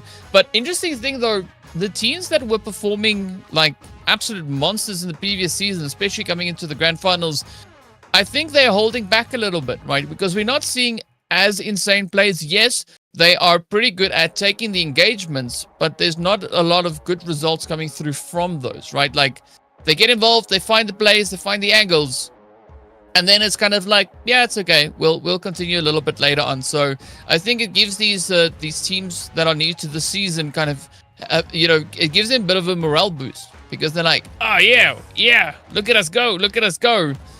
But if the other squads are not careful, it might come to bite them in the butt. There we go. It is going to be the Glue Squad with an 8-slot jump, 31 points on board. BLUZZ official coming through on 24. And then TODAK with that winner with a chicken dinner on game number 1, currently sitting in 3rd place. I mean, just the 2 points difference from the number 2. That's kind of insane. I do have to give it to them, even though the chicken dinner is there. It's not enough to take you down into the top 2 placements. But RRQ on the number 4, they go down 16 total points, 16 for the Vikings. So we could see T2K with 15, 11 for BIGETRON, and Sem9. But AEROMACY, this match was almost good for these guys. 8 total points. Sky Force on the second chart is also having 8 points for themselves. There's Sakudai, 7 total, 6 for DRS alongside a Boom, Vampire, Champions, 5 for XAVIERs, and as we do talked about, ASI8 and Regicide with just 1 point to their name. Not a good start for the Pakistani teams, at the very least, for the first 2 matches into the area, but 2 matches are done and dusted. Miramar and Arenale, the first set of these matches are done and dusted. Match number 3, the Miramar will begin in a short while. But yes, that is a question on how the players are gonna like play into the Miramar match, how they will be like taking their momentum, what kind of a circle we're gonna see. This is a question that will be answered into the Miramar, ladies and gentlemen. But for that, we do have to go and take a short break. Do not go anywhere. Stay here with us and enjoy the highlights.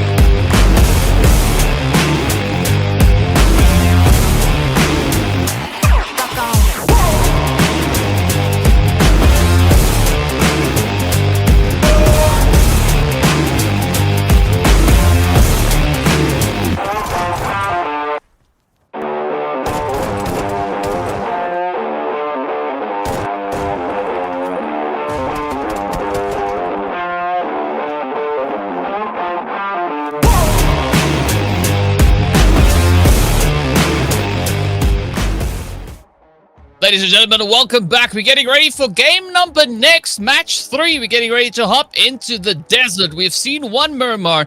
We've seen one Arenale. We've seen a lot of crazy stuff happening in just these first 2 matches. Already we're sitting with 31 points for the team up in the front, right? So that show that they're here. They mean business. But I think, Torex, the big question is going to be who means the most business coming into this next game, right? Are we going to see potentially Tribe AEROMACY this time locking it in, going for gold, looking to get that winner chicken dinner? Could we have BIGETRON by Vitality looking to rise to the occasion? Or could we see a few of the teams that are sitting with single-digit points to their name coming in clutch here and securing themselves the victory? I mean, it's Miramar, so it's all the matches of unexpectancies going around. The first Miramar, within the 5 minutes, we had 6 teams eliminated, right? So I'm expecting this kind of aggression once again into the Miramar. But after this match, as the first day will conclude to a half day, we might see some potential shifting into the momentum, maybe for the players, or maybe it's gonna like go top notch more. It's gonna dial up more on the aggressive sides. So this is a question that will be answered after this match. But for now, yes, it will be an aggressive match, first of all. But the main concerning factor, the previous match, the circle was at the eastern side. Will it be eastern side once again towards the water areas? Oh, it's gonna go land, completely land. Oh, it's that much land that it's actually inaccessible to the very western side area. Ooh. Sure. I don't know. It could go in any of those directions. We'll find out. I mean, if it's going to be a super aggressive western shift, I've only seen a zone like that, I think maybe 2-3 times before. So that could definitely be quite interesting to see how the teams will go. The craziest one I've seen has ended. You see that little dip right alongside Ladriera on the far western side on that non-playable area? I've seen the zone end there before. So if it could go that far west, I think it's going to bring quite a bit of chaos and carnage along with it. But for the time being, it does seem like the teams are going to be playing along the plane path here. No one looking to do anything crazy just yet, but that all can change in a moment. So let's see. It does seem like La Bendita or potentially even Minas Generales could be the place to go for the early game action.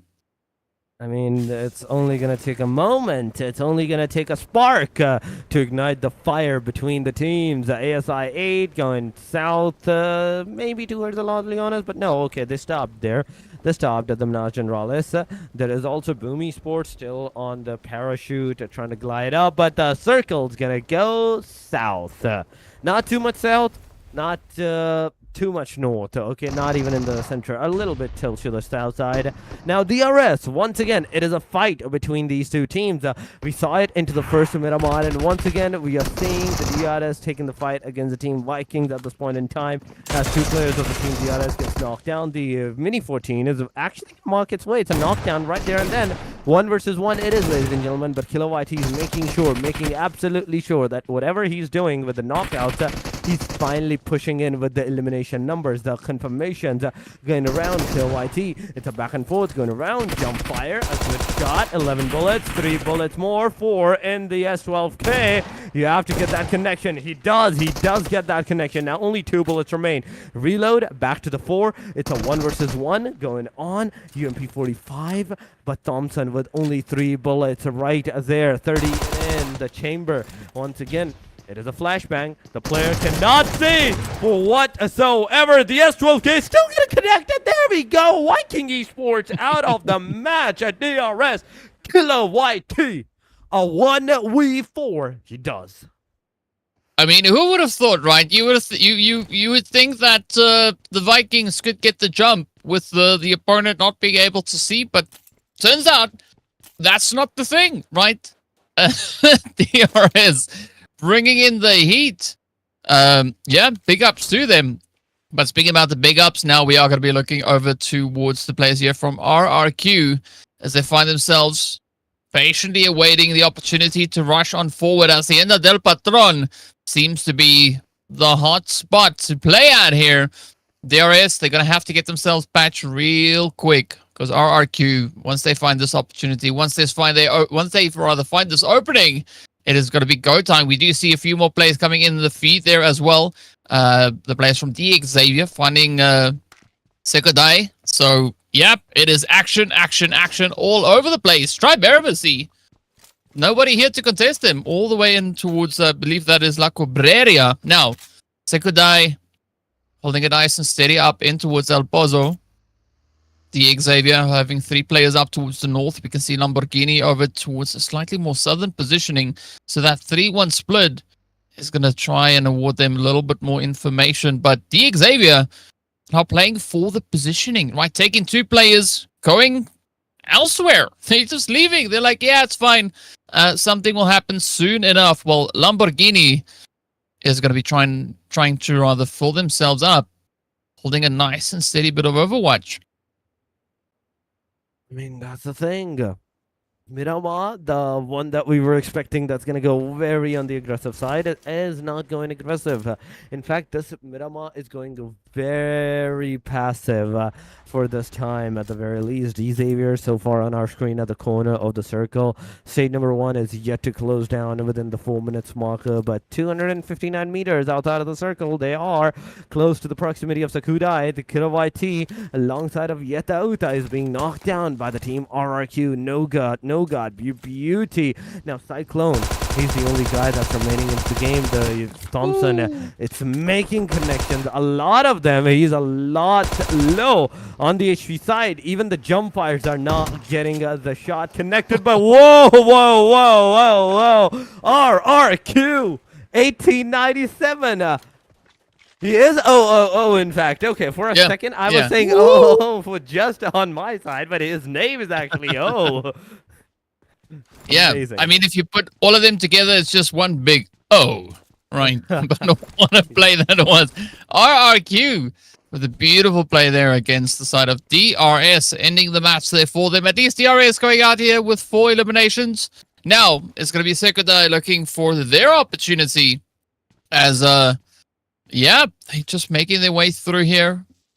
Not really moving up too much. I did think that Lewis has moved away, but doesn't seem like that's really happened. Lamborghini's still going to be pretty much situated where we saw them the last time. I'm very curious as to where the rest of the team went, right? Where did XAVIER go? I mean, that is the thing. XAVIER's the position that they have put themselves into, it's a double-edged sword.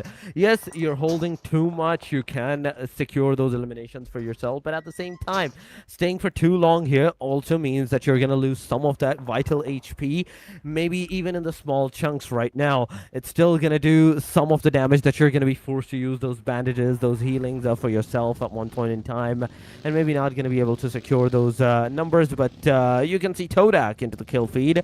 They're getting those knockdowns, they're getting those eliminations, but at the same time, they're also receiving the casualties for themselves as well, as they're outside of the circle so far. They have 1 player knocked out. BLUZZ official is another team that's outside. 1 player, TMG8. He is just in the Campo Militar area, the very northern angles, the very northern side.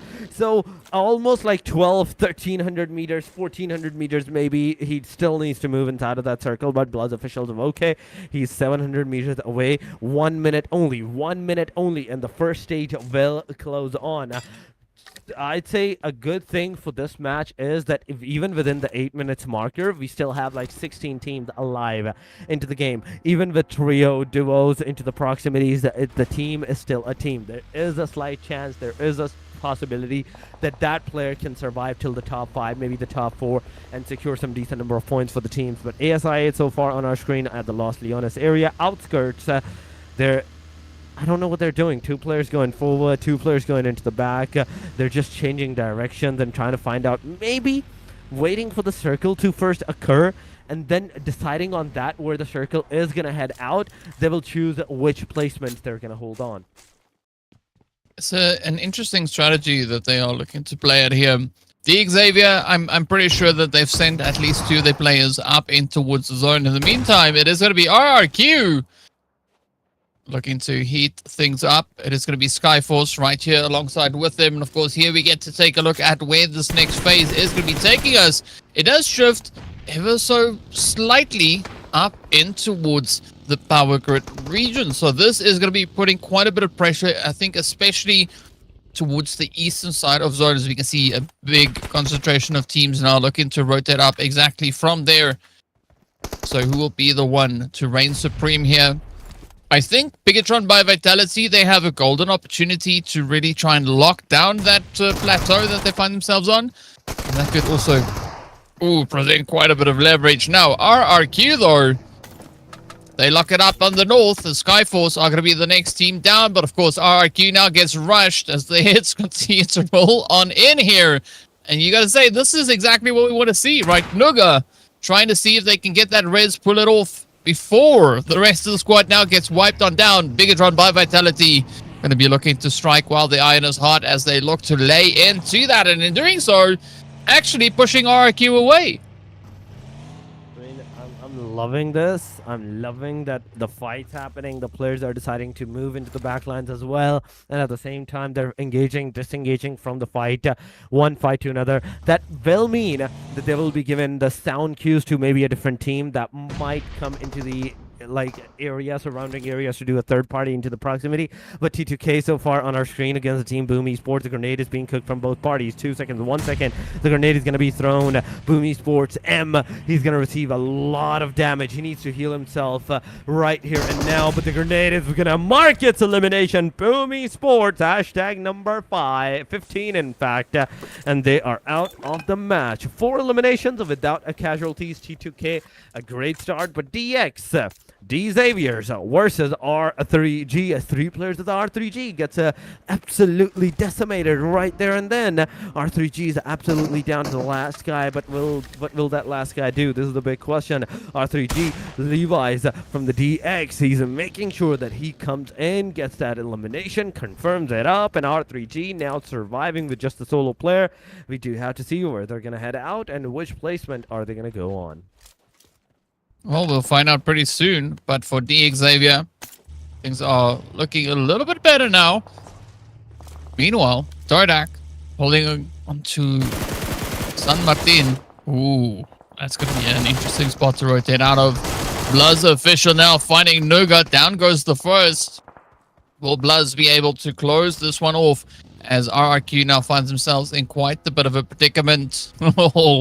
The zone is going to be closing up in the next few moments, and that will take us straight into phase number 3. AEROMACY, though, are going to be sitting in a beautiful high position here, playing the vantage point.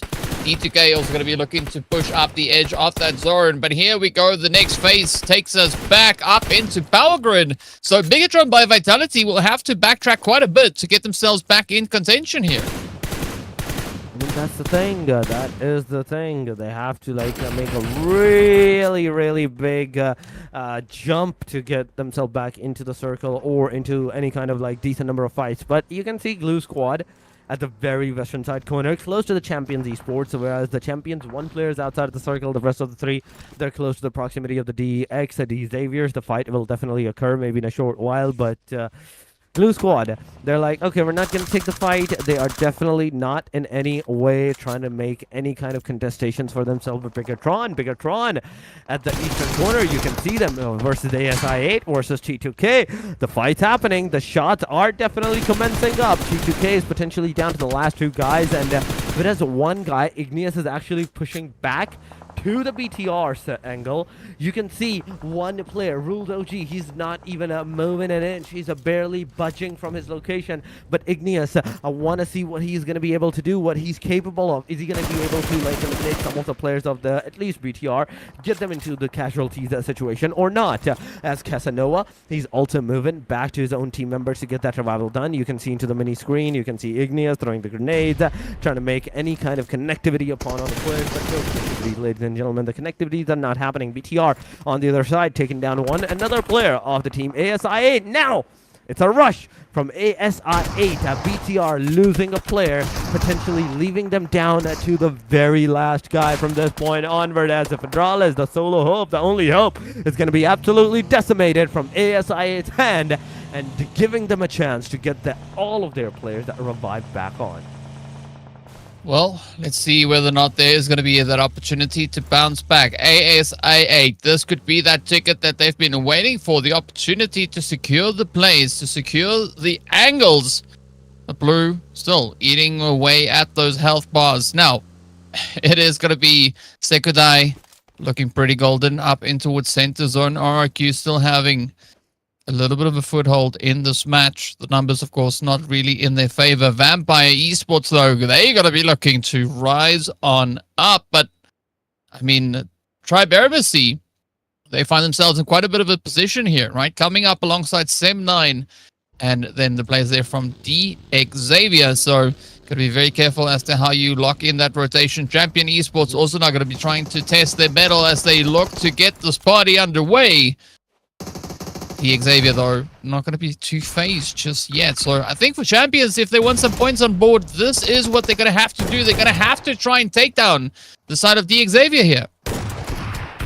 I mean, that's one thing that absolutely they do have to do. But the circle, the main question is that how the circle's going to like... All right, well, here we go. That zone has taken us into quite a bit of a situation here. The Glue Squad coming through on that southern side as well, looking to see if they can sneak on up. But TODAK, again, right, there's no clear indication as to how this one's going to play out.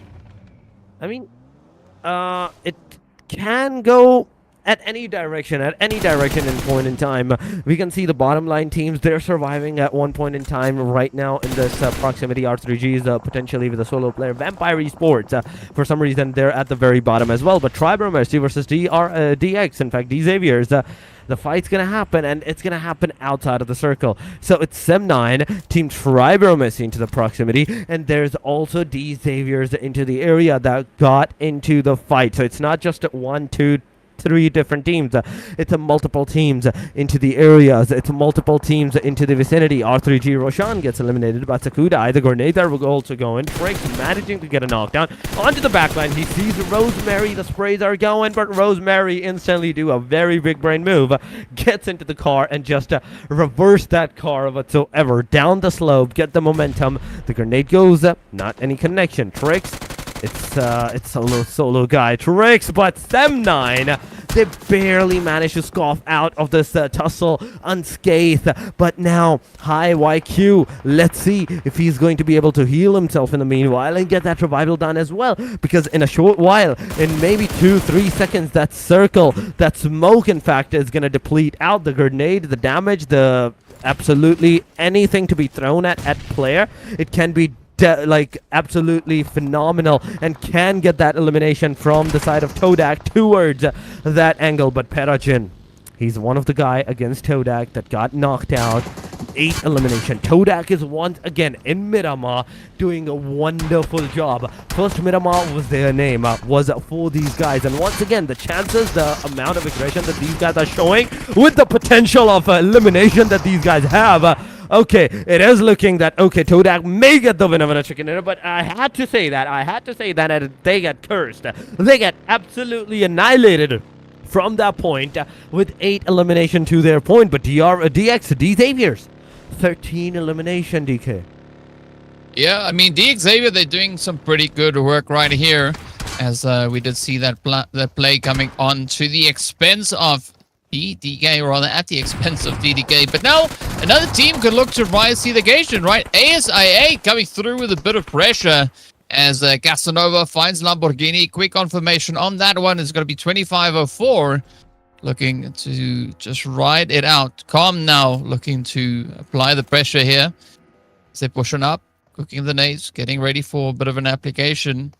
This could be a very abrupt end now for XAVIER. Beautiful nade from Calm. ASI, they need to full send, and that's exactly what they're doing as they find the shots there. Oh, things are looking pretty tough, and XAVIER slowly getting wrapped up, absolutely taken apart, and Iron just flying across the zone as well. I had to name them, and they just get eliminated as well. Okay, I see how it is.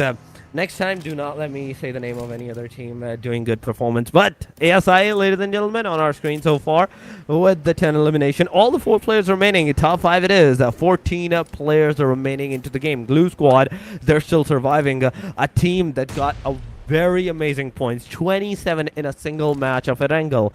This is a team that is once again facing the casualties. It's a knockdown going around on them, down to the last guy. Sakudai Esports in the power grid, a good placement, a good position, but I see XAVIER so far just moving out of here, getting out of this placement. He knows what's at stake. He knows he has to be at least into the top 3 to secure some decent number of points. 13 players remaining, ladies and gentlemen. We have Champions as a solo. We have Glue Squad as a solo. Then we have Sakudai as a trio. But Team ASI 8, Team Vampire Esports, all for a man. Full squad, full-fledged squad, ready to take that action. Well, let's see whether or not BLUZZ and the rest of the crew, which is just them, can maybe lock this one in. So 1 player for Champions Esports. It is going to be 1 there for Glue as well. Sakudai, they've got a good spread here. They've got Power Grid under lockdown. But ASI 8, they are coming back with a vengeance.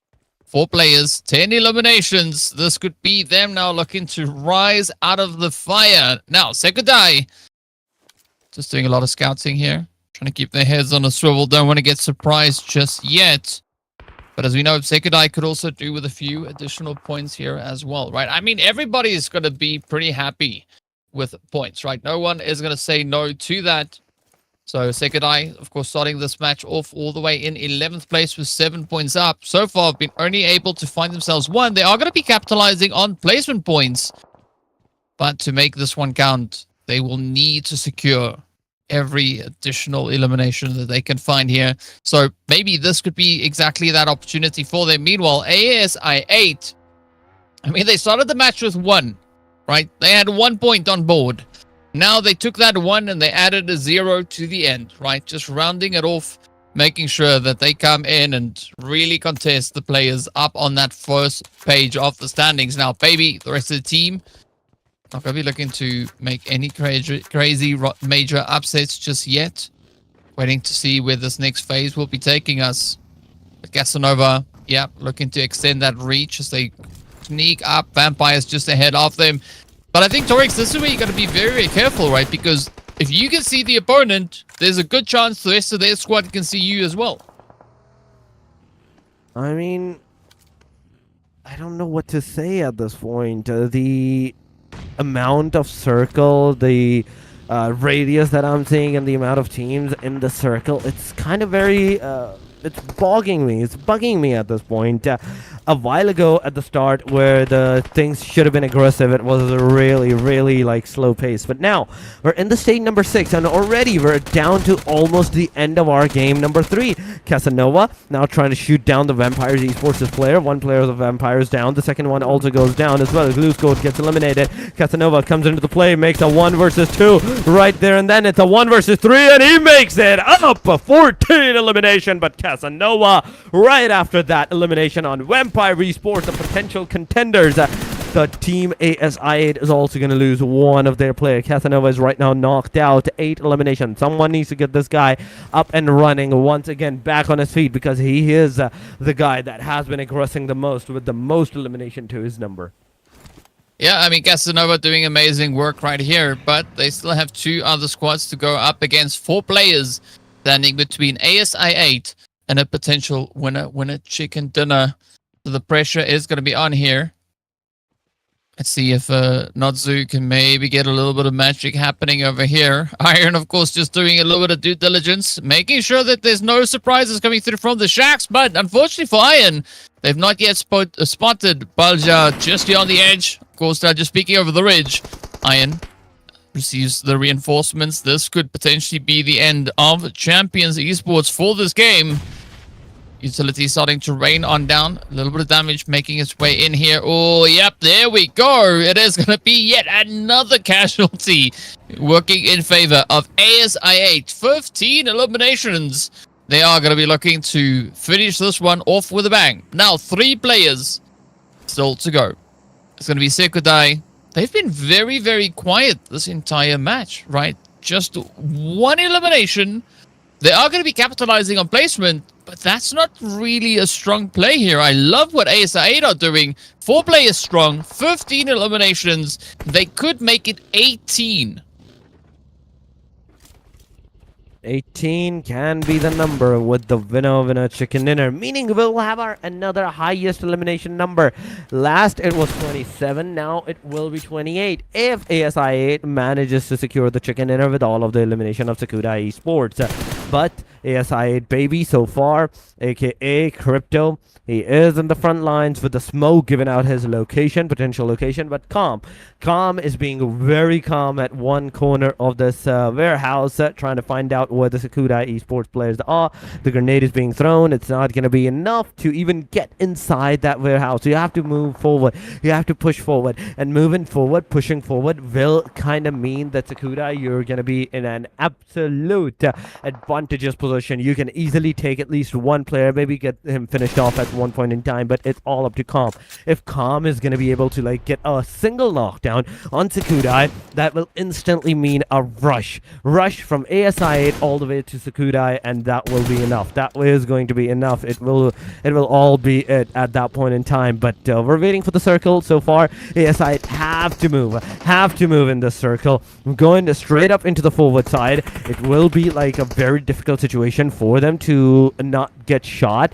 It's a really tempting offer, but Himson, I kind of want to see what Himson is up to, because his location is definitely going to be crucial. He's going to take the fight against Calm. Calm is going to do a lot of damage on him. And as we see Calm now moving forward, the grenades are also being thrown. It's being cooked. Himson cooking the grenade. 1 second, last second, he's going to throw it up. He's also going to get knocked by his own grenade, sadly. And this can mean that it's over for Sakura from this point onward. Himson gets eliminated. You can see Casanova moving forward, taking a peek fire right there and then. It's 18 elimination, ladies and gentlemen. ASI8 securing that winner chicken dinner. Sakurai, the initialization was bad, and the execution, it straight went out of the window.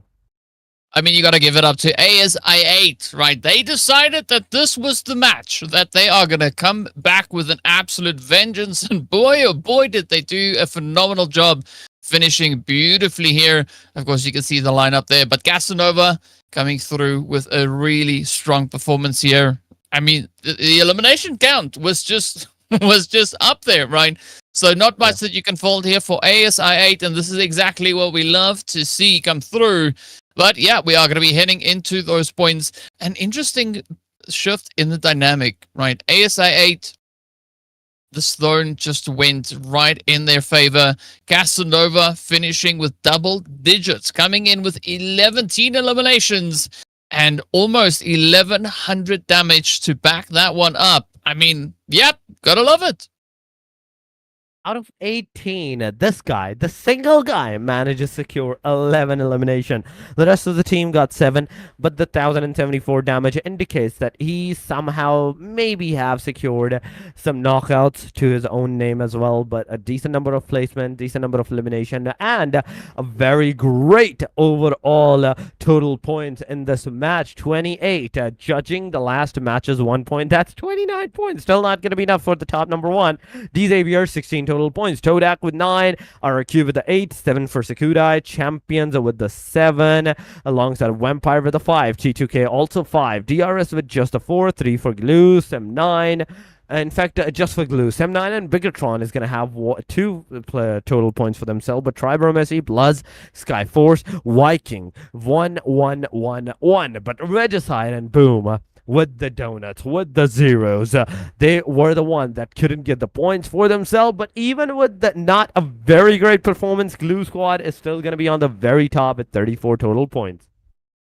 Yeah, that's a good spot to be in. Glue Squad, they are going to try and stick to that as best they can, but look at ASI8, 14-point jump, 14 slots in one single match.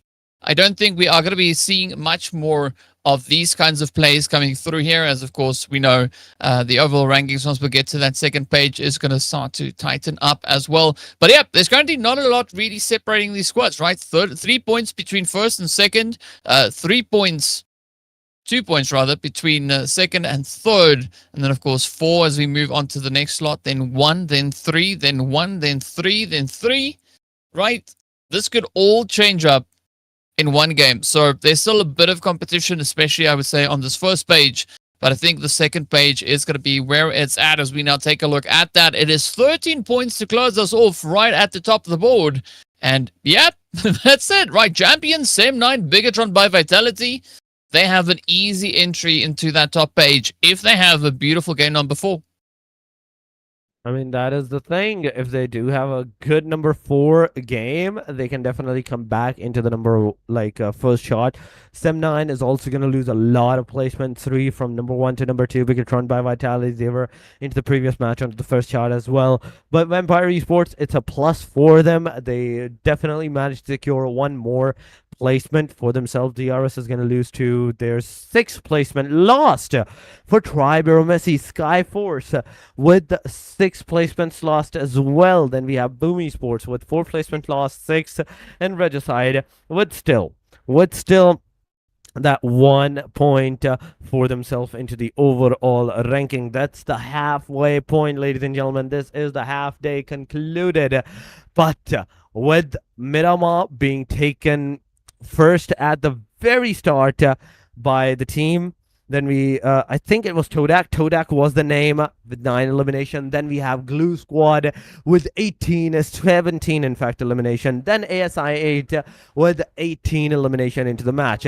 I can just imagine how much more aggressive all these teams can be, how much more placement and the number of elimination that we can so high at the very end of this day. Maybe we're gonna hit up the round of 30 total points at the very least after the day ends.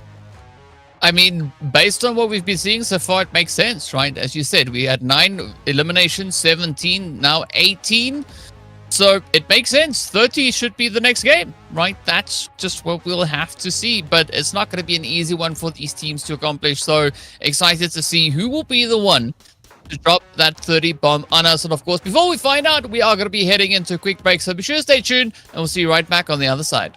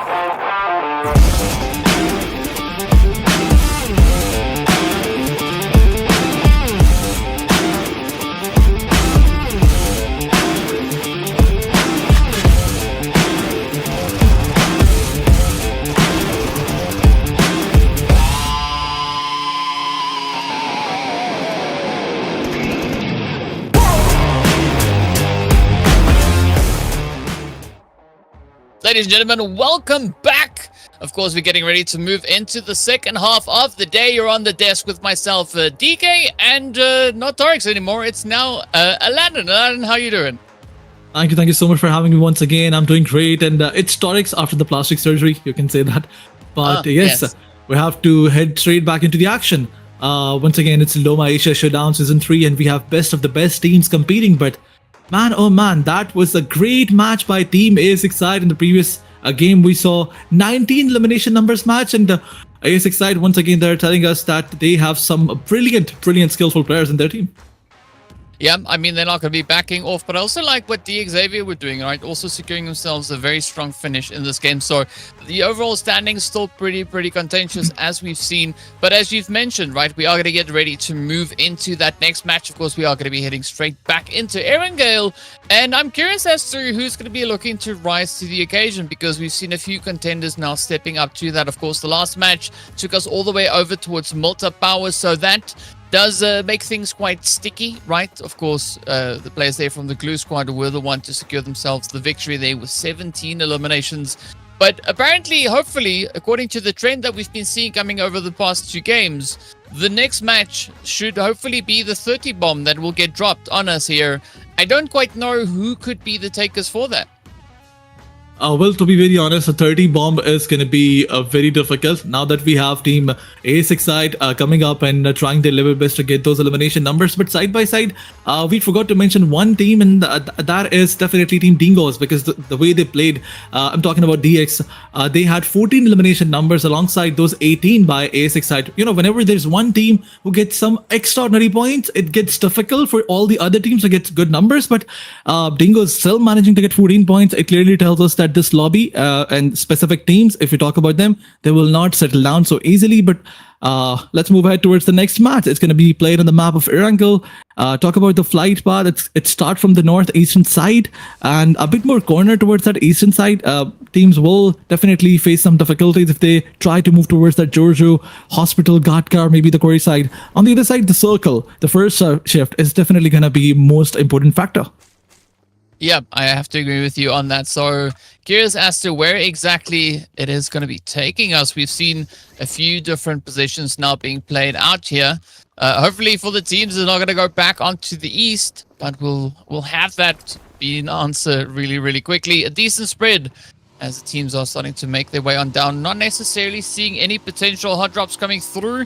We could have a little bit of a something up there towards Savoni with T2K. Now having some company coming in pretty hot alongside them. But there we have our zone. It is beautifully centered up onto the sunken city. And yeah, I think this is a nice change. Well, the circle definitely moved towards the northwestern side, where you can clearly see that all the teams, they will probably not face so much problems while rotating, because this circle, it has so much play area. On the map of Arenale, we usually see some circles towards the military side where teams, you know, they face difficulties. They face those bridge cramps. But for now, there's an early skirmish in which Team T2K, they're coming up against Team ASXide. And on the other side, it's RRQ versus Team DRS. Kilo ID is down, and RRQ trying to slowly, come close and get those elimination numbers confirmed. On the other side, DRS, they're coming for the rescue. They're coming for the revival. Cyclone is a bit far away from his teammates, and on this 1v3 situation, he has to do something amazing. Cyclone, let's see, is he gonna be? Is he ready to face his opponents? On the other side, ASXide, they're closing the deal and the kill feed and getting some elimination numbers confirmed. Yeah, it's going to be go now. DRS, will they survive? Cyclone getting hit. Killer White T off the back end. Trying to pick up a little bit of that RRQ spread here. Yeto Uda now just on the edge. Very cautious not to enter just yet. But it's going to be a lot of O's just waiting on the door.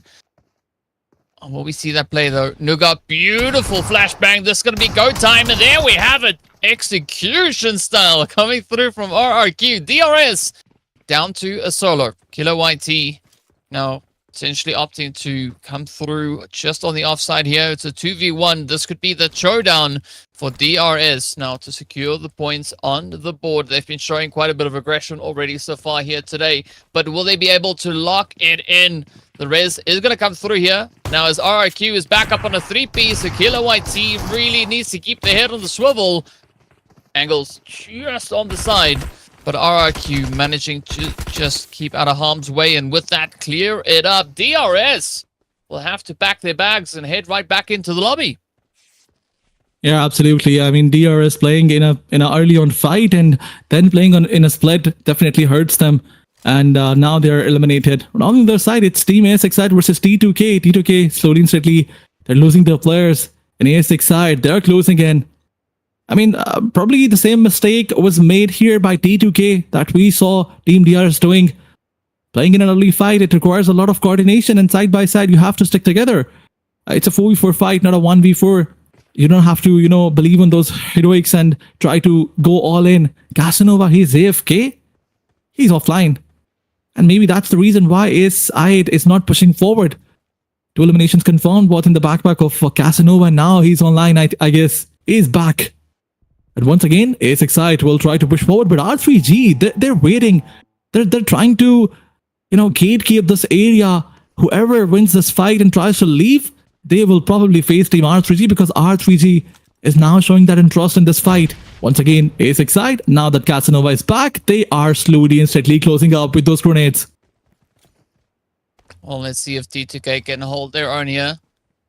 It is going to be Kajai just on the window. Casanova now back in the fight here with the rest of ASI8 as they look to push on forward. And Aladdin, I'm curious as to how this one is going to go for the side there of Regicide, right? Because they are now still very spread out. We know what the fate is for T2K.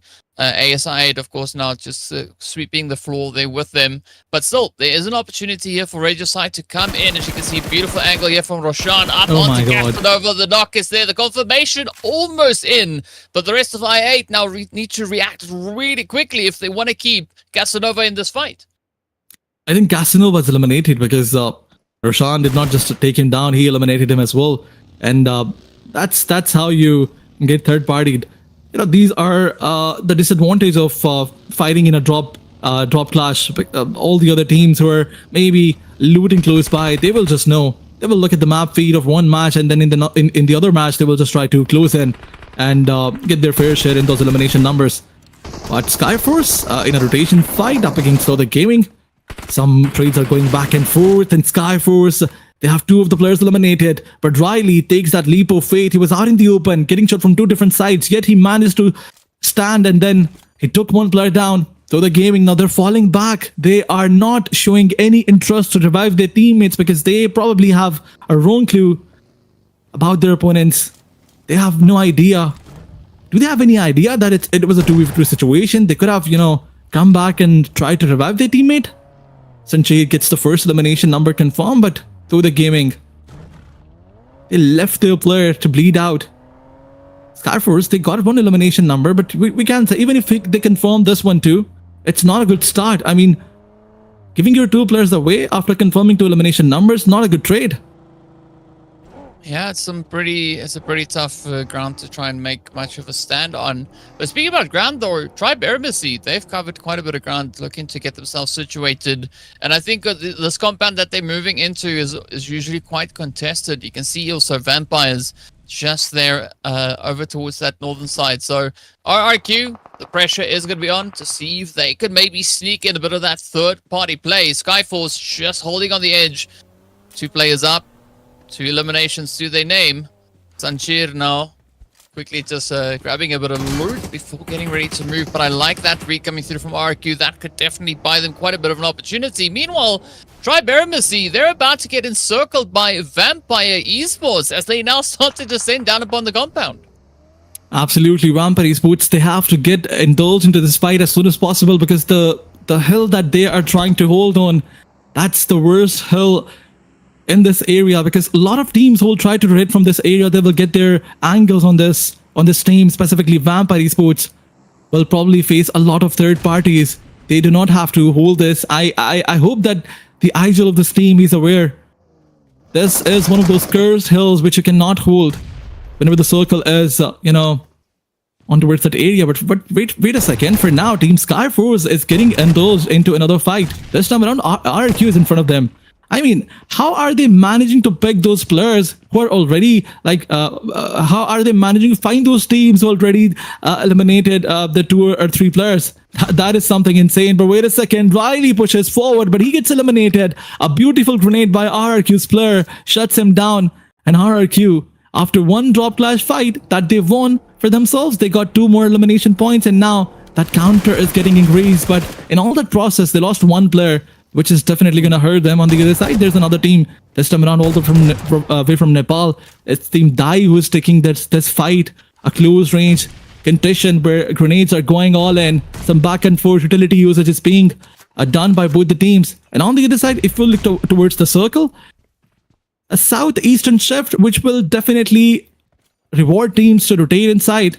Not many teams will face any problem while rotation. Only you can see Team R3 on the circle that is rotating all the way from the Jojo side, and the rest are already in circle. Yeah, I mean, a good read on these plays, though. They're coming through from the squads, nice and proactive with the rotations. But now, Sem9 still in the jungle, still going to be sipping on some blue juice, and now going to be feeling the heat as the rushes come in. But Sekudai closes it off, and down they go. Sem9 out with 9 eliminations. But I'm curious what's going to happen within the zone itself, because we did see quite a few teams already taking a good setup within that center zone. So the pressure is going to be on. The XAVIER, of course, pushing in from Pachinki, coming on from that southern rotation. Vampire Esports are going to be looking to close it up on towards the northern bank. But still, Team AEROMACY locked in the compound in which we saw them not too long ago.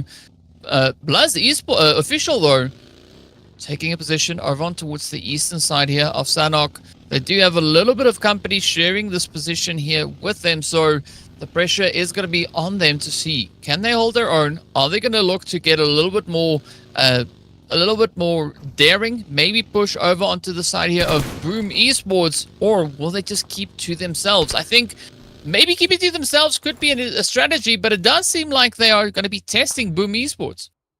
Absolutely, both the players are trying to test each other. But for now, I'm kind of impressed by the split of Vampire Esports. Like, we saw those compounds where they had the idea that this hill is cursed and they cannot go all in. There are 4 players in front of them. You know, slamming in this lobby on a 4-player squad, that's kind of a disrespect, and it can hurt you back. And that's something that Vampire Esports knows. That's the reason why they're playing in a split. I mean, look towards the map. 2 of the players are holding towards that hilly area. 1 is far away from those 2 players, and it's a 1v2v1 split. That will definitely help them a lot, and they will, you know, push teams back. Anyone who tries to push here, they can definitely hold onto this area for themselves. But wait a second, circle with the northwestern shift, a bit more corner toward the side, but this will definitely force Team BTR to move inside the circle. And on the other side, Dingos, who are in the Pochinki side, they will definitely try to close in. But BTR, will they try to hold the edges, or will they try to move all in? Now that teams have the idea the circle is going towards that Rozak side, they can definitely go and slam in, try to get that city area, because this urban warfare is going to get very messy. Whenever there's a circle of a city side like Rozak, you have to go all in as soon as you can, because once the teams reach there, it becomes difficult. It becomes impossible for you to, you know, breach those areas and go all in. Yeah, it definitely is going to be quite challenging. I gotta say though, Regicide, right? R3G here looking pretty good. I mean, 3 eliminations up. They still have the full squad, but of course, we still have 13 teams in this lobby as we now step into stage number 3's closure. Pressure is going to start to mount. As you can see, the Vikings also starting to kind of push up into the Rozak area. But again, right, there's so many points of contention here, and especially with the zone kind of being separated with that river flowing right through it. I'm going to be looking to see who's taking up that more northern position up in Rozak, and then also who will be locked in onto the more southern side of the northern half of zone. For the time being, Rozak still pretty separated as the teams look to make their way through here. Regicide, though, are going to be testing themselves against the side here of Tribe AEROMACY, potentially just waiting on the ridge. to see what AEROMACY will be doing. And I mean, I think for AEROMACY, this is phenomenal because they don't have to move. They know that they're pretty safe in zone. So they can just sit back and see where this next phase could be taking them. Absolutely. I mean, Team Vampire Esports, they had one of their players from that fridge that we saw Team R3G playing on. I guess that's the same player who got eliminated by Team R3G. And now Vampire Esports are forced to play together. Their split is no more in play. They have those twin compounds for themselves and they will try to hold that area. But on the other side, RRQ coming in on towards the TODAK side. And now a couple of O's, in fact, so many O's trying to take that fight, pushes forward on Team MVK and RRQ getting that elimination number confirmed once again. They are indulging themselves, forcefully indulging themselves into every other fight. This time around, it was a player for MGN Vikings, and now that they know that two of the players are still alive, some back and forth shots are being landed on each other. BTR on the backside still waiting for these teams to go ahead and fight with each other. But RRQ, wait a second, you cannot give your information like this to your opponents. And MGK, I guess they are trying to take the players of RRQ down, but still the success is not there. And RRQ playing with the three players. Let's see this solo. What can the solo do on the other side circle? Moves towards a bit more western side of the Rozhok. Still that city area is in play. And Boom Esports, they have the best area for themselves. They can definitely score some good eliminations. But on the other side, if you focus on Team R3G, they are trying to gatekeep that area from where Team AST and probably Team Vampire Esports will try to move on. Yeah, it is going to be a pretty tough defense here. So there could be quite an opportunity available for them up on that northern side, but look into the southern edge as well, right? Things are still looking pretty challenging as well, we are yet to see a few squads roll on forward. XAVIER, of course, being one of those soldiers holding on the outskirts. BLUZZ Esports also finding themselves all the way on that far eastern side. There's somewhat of a safe entry moving towards the zone. They have quite a few compounds, and so that is going to be obstructing their view, and that will allow them safe entry. You can see Vampires also now coming through with that rotation, heading a little bit further over on towards the western side. And from what we saw on the east, there's quite a vast open plain, right? They are most likely going to be opting for that fuel station, is where we can see them now pulling up in towards. But the big question is the zone going to allow for a bit of a continuation on that position, or will it force them to push up? Now, Vampires closing it out. As they've spotted the angles here, they do find the sprays, but the zone is going to keep them moving further and further upwards. So not quite the angle that they were hoping for. Absolutely, and if they are not careful, they can definitely find themselves in the close quarter of ASX side. And we know that ASX side, they are trying to play so aggressive, and this fight will be, I mean, a treat to an eye if we manage to see this. But on the other side, it's BTR trying to, getting close to that school area. For now, that's an open train. They have to be careful. BLUZZ official is on the backside.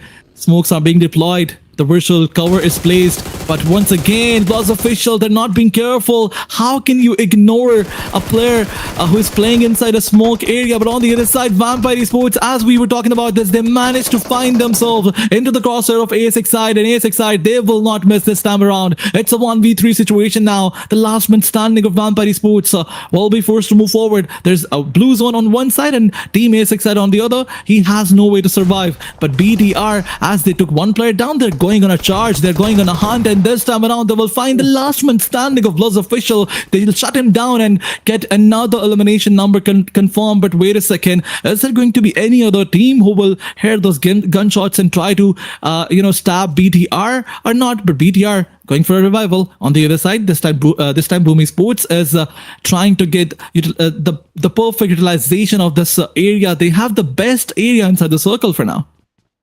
Yeah, I mean, this is going to be prime real estate right then and there. So the pressure is going to be on here for Boom to see if they can make the magic happen. Bonbit and the rest of the crew keeping themselves nice and alert. Got to be careful though for, I believe that's Scam there from the side of TODAK, just waiting on the edge. Vampire Esports not going to be able to continue with their play. But now, let's see where this next phase is going to be taking us. Oh, it's going to keep the pressure on. I think especially looking at the Glue Squad, they're going to be quite happy because the last time we saw them kind of riding the zone, kind of surfing their way in, they came out victorious, secured themselves that winner chicken dinner. Of of course, the aggression not necessarily going their way for this game, as we've not seen that runaway performance just yet. They've not found a single point, in fact. But Regicide trying to clean it up. They've got 4 eliminations up.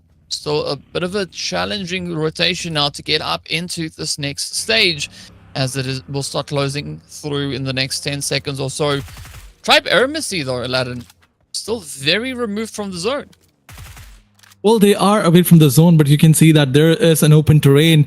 If you look close by, there's no other team to gatekeep them, but all eyes on the fight of Boom Esports, where BTR is going to challenge them this time around. They have 4 elimination numbers already, but Team Dingles, will they be able to eliminate BTR and get their ways inside the zone? But on the other side, TODAK Gaming, the last man standing, got eliminated. He tried to backstab R3G, and yet R3G, they managed to get inside the zone somehow, and they avoided team RRQ, but RRQ, now they have spotted the players of R3G one by one. They're trying to take them down. VOIN is eliminated by Team AST, and now 2 teams are trying to do a third party, or try to make a sandwich of Team R3G. But on the other side, BTR versus Boom Esports. In fact, DRX was also there. DRX Levi's was the last man standing, and he got eliminated by Fredroll. Look at the elimination number of Team BTR. It's 6 eliminations. There was Boom Esports, who was also playing close quarters of this area, but they got also eliminated. But for now, RRQ going all in 3v3 situation. They eliminated one of the players. AST is also there. R3G is now in a bit of pickle, but some grenades are going back and forth all in. A couple of O's takes a lot of damage, and look at his HP. He is barely surviving on that, maybe 1 HP. But once again, RRQ trying to get those elimination numbers confirmed and throwing some grenades. File close, throws a grenade from the R3G side and finds 1 player. Well, beautiful nades being played out of this position. Now, Trix also just trying to sneak up, find a little bit of a contribution here, maybe trying to steal a few of those eliminations from either RRQ or the players from Regicide. This could be exactly the approach now for Tribe AEROMACY to follow through here. Again, just keeping their distance. Boom also up on the high ground with about 4, maybe 5 squads in contention, trying to lock it in. But looking at Boom, Fajar, interesting approach that they're taking, coming in from the elevated point here.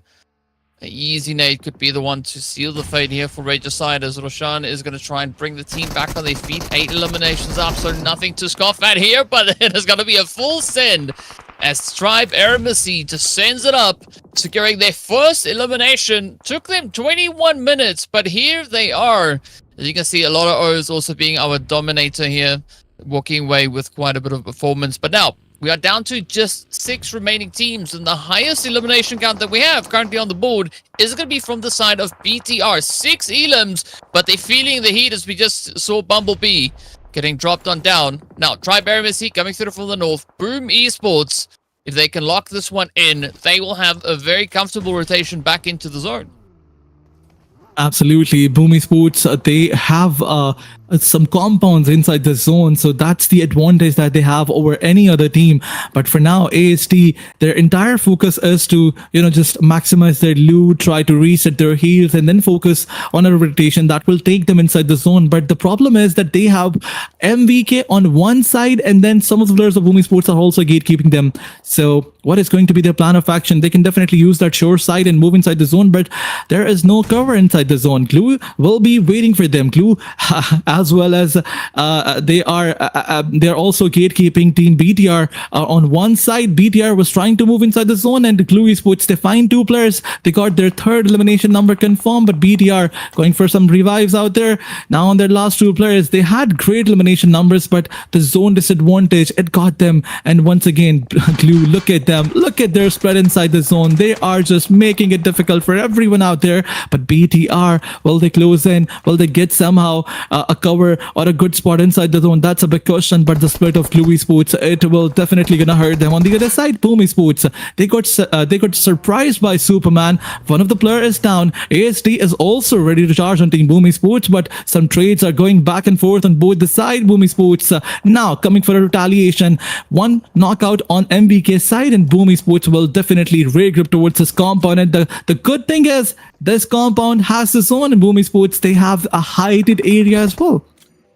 Yeah, I mean, elevation and zone positioning, that is going to be one of the key factors to play for. It's going to be the Vikings that won't make it up into this next phase, as we are down to only 4 squads remaining. The numbers looking pretty good though, right? BTR, the only team sitting with 2 players up. Boom, now going to be feeling a little bit of that heat as it gets applied. But let's see if BIGETRON by Vitality can look to close this one off. Still having a little bit of a way to go to get a good secure position. Tribe AEROMACY, I like what they're doing up onto the north. Now looking to play the advantage. They have the numbers, they have the angle. But can they leverage it and get themselves that winner chicken dinner? Of course, only time will tell. But now it's going to be BIGETRON by Vitality. Optimus, again, looking for the prime position to take the engagements from as they find themselves over on the edge. But not full sending it just yet, right? Still just poking and prodding. Not going to be fully committing just yet. And I can't really fault them for that because this is such a difficult zone to play through. Absolutely, one of those difficult zones where it was looking like the circle is going to end on that Rozak side, but it abandoned in the last stages, and now there is no play area. BTR, they managed to secure a good spot inside the zone, but now the circle left that compound as well. Once again, that vehicle cover is going to be in play, but Team Glue, as soon as they realize that BTR has no hard cover, they can definitely score some elimination numbers, and here comes the first knockout. BTR left with the Optimus. Once again, that solo player who is so close to Boom Esports, one good grenade and it will be a game over for BTR, but they have their entire focus on their elimination numbers, and now you can see that the highest elimination numbers are confirmed by Team BTR. But on the other side, Glue Squad, they spotted the last man standing and they eliminated them as well. They have the best area in the zone for now, but zone, it left Team Glue. 2 of the players are still inside the zone, but one had to force himself to move further. Once again, now it's down to the last 3 teams, Glue versus AST versus Team Boom Esports. A bit more defensive approach by AST. I think now is the time, it's the right time that Team AST they should try to pace up their momentum and try to get some elimination numbers. But Boom charges from one, Glue charges from another. AST will not be able to capitalize on this situation. It's a 2v4 situation for them. One by one, all the players of AST are going down and they're left with Trex, who will be dealt by a beautiful grenade or not. A grenade comes in and he faces a lot of damage, but still manages to survive. Yeah, I mean, so far, Trick's going to have to find a few of those tricks if they want to survive. Now it's going to be the rain down of utility. Boom Esports looking to move on forward. Glue also coming through from that western side, but the shots are in. Tricks rather is down. Regnar going to try and survive. You can see Noel. Ooh, keeping that front line pretty tight. Up comes the rest of Glue. Are they going to be able to stick it through and get that dub? Just on the edge. Look at the spread though. Glue just reading the zone phenomenally as they now look to get the upper hand against the side here of Boom Esports. Oh, beautiful nade. Bonbit getting picked up. Now 2 players left to defend. Majar or Fajar now just tucking back. Looking to come through with the res. You can see Stickley and Xbox up on that eastern side rather. Now just riding the edge of zone, trying to sneak up behind the players here from Boom. It's going to be XKF also going in for that res to bring their numbers up. Boom still very defensive, not going to let this chicken get taken away from them as they look to keep the defenses there. Right, Glue slowly piecing themselves back together. It's going to be one bit down. Fajar now just holding up against the tree, but fortunately though for them, there's no one able to push up behind them. Absolutely. For now, they have that advantage. Boom Esports, they have one of the player players on the backside, and that's where they're getting all that cover, and Fajar will be able to revive Monbat. But Boom Esports, now that they have the men advantage in play, they need to use that util alongside that men advantage. It has to be in play. But Glue Esports, what is their plan of action? Team Boom Esports, they have to move inside the zone. They don't have the zone. Team Glue is gatekeeping the zone for them.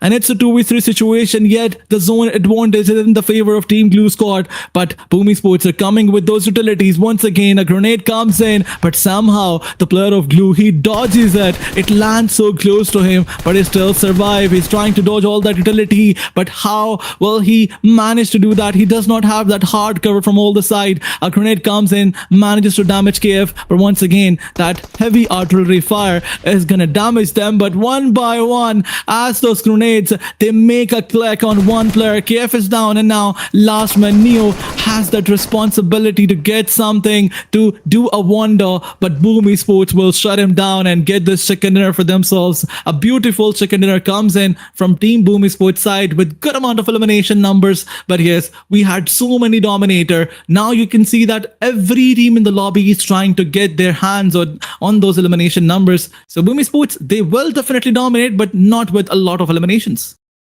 Yeah, I mean, but hey, a chicken is a chicken, right? However you look at it. So well done to them. And of course, now we know the strategy coming into the final stages of the zone is to do what Boom did and just go boom, boom, boom. Rain down the utilities if you can't get a clear line of sight on the opponent. But yeah, a beautiful strategy getting played through here from them. You got to give it up to Glue Squad as well, right? They tried their best to kind of keep that defensive line up, but unfortunately, Boom had other intentions. And of course, the MVP is going to be M all the way from Boom Esports with 6 eliminations and nearly 1,200 damage secured.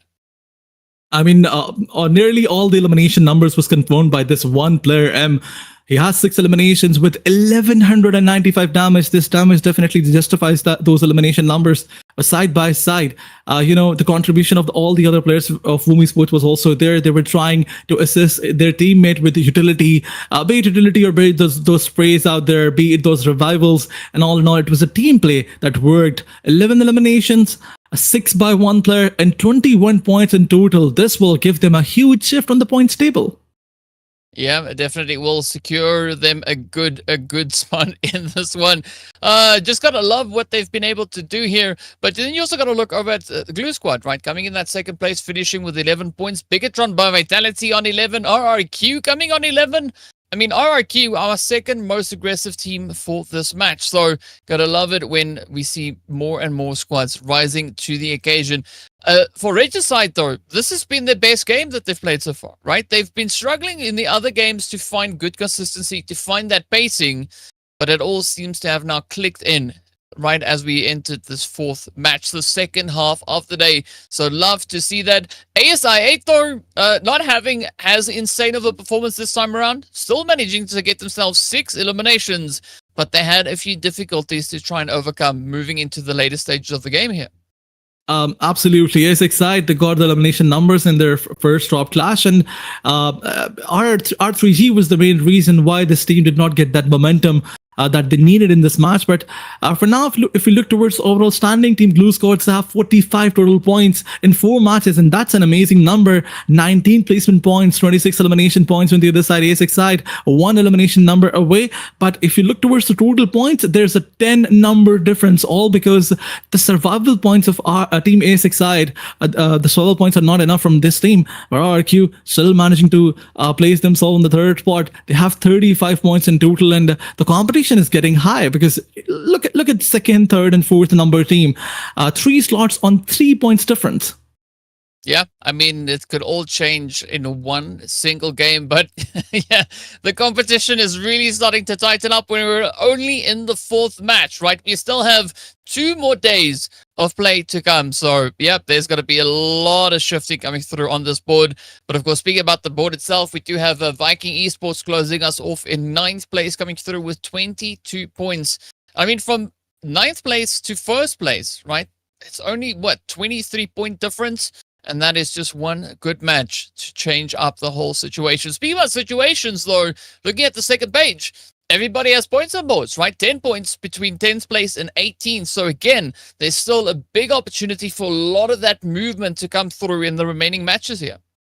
Absolutely. T2K and DRS, if they need to close up, they need to abandon the drop clashes. There are so many places on the map of Arenale where you can go, so many available avenues that you can go and explore for your team. So taking those drop clashes in the first zone, that's something that is creating a lot of problem for T2K and Team DRS. I mean, you can see that DRS only have 10 points in 4 matches. That is really a big problem on the other side. R3G, they managed to get 9 points in the previous match. They had only 1 point in the previous 3 matches. So yes, it's a great match for them, but they need to pace up a bit in the coming matches because the competition is looking intense now. 9 teams will qualify. If you look at it, it looks like it's a big number, but when you look towards the competition, it's not easy to be in that top 9 spot. Yeah, it's not going to be easy. And so, as you were saying, right, even though the team stepped it up in this last match, just stepping up in one game is not going to be enough to secure your qualification spot, right? So, if you don't step it up, the rest of the lobby is going to run away from you. So, you got to bring in that heat, you got to bring in that pressure, because if you want to stay in it, you're gonna have to do the work, right? You have to bring the aggression, bring in those points, and make it as challenging for the opposition to take you out. Absolutely, and qualifying from this stage is a little bit easy if you compare it with the next stage, because 10 teams from the Esports World Cup will join. We all know that what is the capability of those teams. You know, they are in the momentum. They had the Esports World Cup going for themselves, and now all that confidence, all that the things that they learn in the Esports World Cup, they use it in this tournament. But I guess, ladies and gentlemen, it's time for a very short break. We'll take the break. We'll come back for the next with the next match. But grab your popcorns. Stay with us. We'll be right back.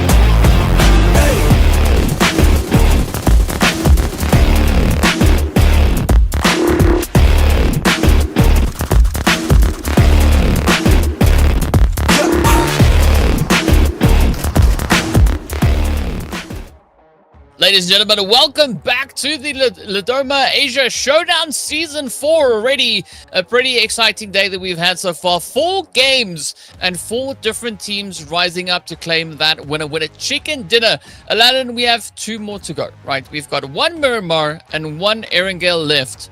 And I don't quite know who's going to be the one looking to clutch it up.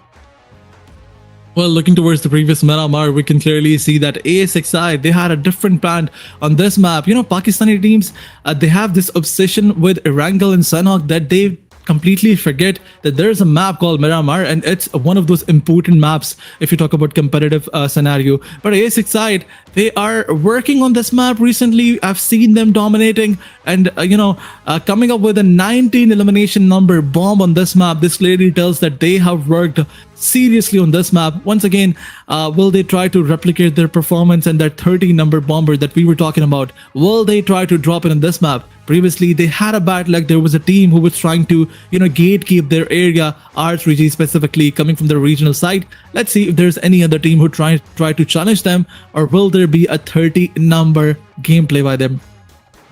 I mean, 30 bomb would be pretty great, but from what we've seen so far, the teams that were able to get themselves that winner chicken dinner, either the zone wasn't really working in their favor, or they had quite a bit of opposition coming up towards them. So it's going to be interesting to see who will be able to convert that consistency. But the last team that we saw rise to the occasion, of course, being the players there from Boom Esports, bringing in the heat, bringing in the fire. But now it all boils down to what will the desert bring on through. So we've had the players from ASI8 getting that one winner chicken dinner, and of course then the other victory we saw going all the way over to the players from TODAK. So there's a lot of opportunities, a lot of potential contenders that are going to be clashing for that winner chicken dinner. TODAK, they've been having an interesting day, right? I mean, the past few matches not necessarily really going their way. The last game we saw, they also were able to secure themselves only 2 points, and those points all came off the back of the aggression. So if they want to step up to the plate, they're going to have to bring the pressure, and they're going to have to come in pretty hot, I would say, in this next game. Absolutely, but talking about the next game, I have to talk about the drop clashes. Previously, MVKE was coming up against DRS. They lost their drop clash. DRS had 4 elimination points in the beginning. On the other side, we saw Team DX versus Team DAI SKD. They were also indulging into a rotational fight. So once again, will there be some similar situations as we saw in the previous match? Arenale, there were some drop clashes. DRS is not, they are not trying to abandon it. They're trying to, fight on early on stages and then confirm the elimination numbers. So I think their intention is straight, their plan is straight. They just want to indulge themselves into an early fight. Once again, maybe there will be a drop clash between DRS and MVK that we saw in the previous Miramar. Side by side, DX, if you talk about this team, they had 14 elimination numbers. Although the domination from AS, it got highlighted, but somehow we ignored it, as I mentioned previously. So let's see, will Team DX try to replicate this performance, or will they get eliminated this time around by Team SKT? Well, only time will tell, right? There's going to be a lot of opportunity, a lot of things to be revealed as we are going to be stepping into that following match. But R3G though, right? Great to see them starting to wake up come match number 4, really stepping into their own here. So maybe we'll see a little bit of that potential continuation, because I don't think that we can really figure out all too much of what we could have come through from their side, right? Yes, they did try a few strategies, right? We did see them into those later few stages in the previous Miramar, but nothing really getting turned into too much of an opportunity for them. This time around, though, the zone is going to be centered on a very southern approach here, taking us all the way from that Via Del Mar, and of course heading just across Impala side. But Aladdin, this is where I want to ask you, where do you think we're going to be taking the zone towards this time? Well, the flight path is a bit more cornered towards the southern side, so I'm expecting that the zone, the first circle, is going to be maybe it's going to go towards power grid side, San Martin, a bit more centralized shift is something that I'm expecting, but only time is going to tell where the circle is going to go. The recent circle shifts are very unpredictable. there used to be a time when if circle goes towards the southern side, the flight path goes towards the opposite. Now that the recent meta is in play, it's kind of unpredictable where the circle is gonna go. But there is one thing that is predictable, and it is those early on drop fights, because R3G, they're looking so close to one team, and I guess it's Monte Nuevo that we're talking about. BLUZZ versus R3G will probably gonna be in play. Yeah, that's definitely going to be an interesting thing here. Monte Nuevo going to be hitting up. We also do see a little bit of a potential play up in towards Los Leones, but there we have it. The zone is going to be taking us over onto that western front. Looking quite favorable, I would say, here for the players from the Glue squad. Even looking over to TDK, right? Nice start that they have there, so not too much of a hassle for them to get looted up and get going. Crypto is going to come through with our first BLUZZ. We can see it right then and there. Sekodai also getting ready for a little bit of heat here alongside RRQ. So Puerto Pareso, oh, it's going to be hot. And XAVIER, the next team out of here. Absolutely, Dingoes gets eliminated early on by ASX side, but they eliminated Iron with them, and now Team ASX side will be left to play with the last three players. The same situation was there in the last match, and they got eliminated by their next opponents. But now that they have three players alive, calm with 3 eliminations. I mean, in every other fight, whenever we see Team ASX side, someone from this team tries to step up big time and gets that heroic performance. Gets those 3 elimination numbers. Previously, it was Casanova. This time around, it's Calm, but the elimination feed is going on. There is Team RRQ that is also trying to get close in.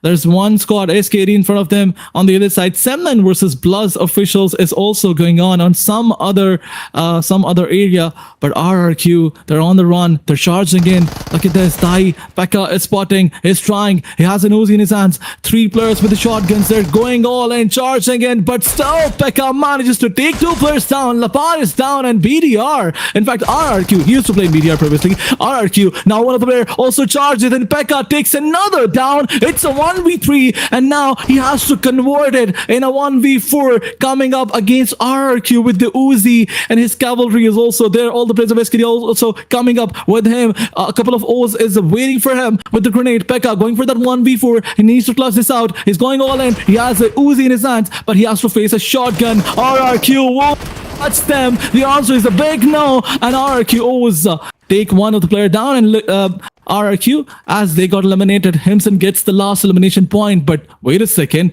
before getting eliminated, he managed to take 2 players down and eliminate another. Oh, wow. Pretty crazy performance that we've had so far. I mean, look at that. We've had with like 3-4 teams already getting eliminated. So, I mean, these teams, right, they chose violence when they came into this game. Gotta love it, though. DRS, it's very calm over on this end, right? Puerto Pareso, hot and heated like no one's business. But then if we look up into Hacienda del Patron, it is pretty chill. Boom Esports also now finding a nice little piece of tranquility here. But Aladdin, it's interesting that we've had a few crazy altercations to start off the match. But now it seems like it has calmed down quite a bit, right? The team's kind of getting over that quick disagreements. BLUZZ still going to be feeling a little bit of the pressure there, as we do see Sem9 still laying quite heavily into the side of them. But Monte Nuevo is going to be quite a contentious play. Now, Vampires, they've got that whole casino area to themselves. BLUZZ official down to 2 players. Not quite sure if Sem9 is going to allow them to escape here. Absolutely, BLUZZ official. They have Gyro knocked out and they need to revive their teammate, but I guess Sem9 is not going to allow them. Gyro is bleeding out, and slowly and steadily he will also get eliminated. But last 2 players, their entire focus is to take Sem9 out of the game. And look at this, XE finds 1 player, he takes him down and he shuts him down as well. He gets that elimination number confirmed. Sem9, they had no idea that one of the players is wrapping them around, and look at this, BLUZZ official, they win this fight for themselves, but at what cost? They lost 2 players, and that's not a good trade. That's something that I always say, that's something that I always mention, that taking that early on trade, getting 4 elimination points and eliminating 1 or 2 players, that's never a fair trade in the first circle. I mean, it also depends. If it's the last zone, then maybe that trade is good. But if it's the first circle, you need to move forward, fight with all the other teams that have 4 men standing. you will already be in a disadvantage. But BLUZZ official, that's their maximum input in the previous fight. But let's see if this thing gives them a momentum that they need for the coming matches. On the other side, it's the last Miramar A6 side who loves to play on this map. Will they be able to replicate their performance as they did in the previous Miramar? They lost one player, and it's gonna hurt them in coming fights. Yeah, it's unfortunate that Iron is not here anymore, but as you've mentioned, there is an opportunity for them to potentially maybe pick it up and come through with a bit of that continuation. Casanova this time around, surprisingly, not really packing too much heat, though, right? The only one that's left in the squad that has not been able to find eliminations just yet, but that could all change up really, really quickly. Glue Squad, though, I think they're one of those teams to watch, especially when it comes to just their overall rotations, right? They kind of like to stay on the edge of zone, kind of just riding that storm, looking to see if they can pick up a few cheeky trades along the way. So I'm curious as to how they're going to be looking to play through the remainder of this Miramar. DRS also, right? Up in Picado. Usually Picado is sometimes a bit contested. Fortunately for them, especially because the zone has shifted that far over towards the western side, there's not going to be too much for them to worry about, at least not for the time being, so they can focus on prioritizing rotations. Now, Vampires, they will have Boom moving up alongside them, just knocking on the doors, looking to see if they can find a few things along the way. But BLUZZ official, off they go, out in 13th, and we're down to 12. Now, Boom getting picked up here as DRS Gaming example makes an example of them. Absolutely, DRS is playing on that area where they can, gatekeep all those teams who are trying to rotate, and Boom Esports will be their first hunt. DRS now they have the information that only one player is in those compounds. For example, push here, or will they try to gatekeep, or maybe just wrap around this area? There are so many teams in the outskirts who will try to rotate from these cruise rod networks, because that's the entire plan of DRS. They know that they are in a very bad position on the points table. They need all the elimination numbers that they can get, and that's something that you do on the map of Miramar. You take all your 4 players, take those weapons that you need, 8x mini 14. That's all you need to gatekeep those rotation alongside some M4s and 3x's, and then you can maybe find a closed road network from where the teams are going to rotate inside the zone, and you can take some players down who are trying to rotate, and that's exactly what Team DRS is trying to replicate.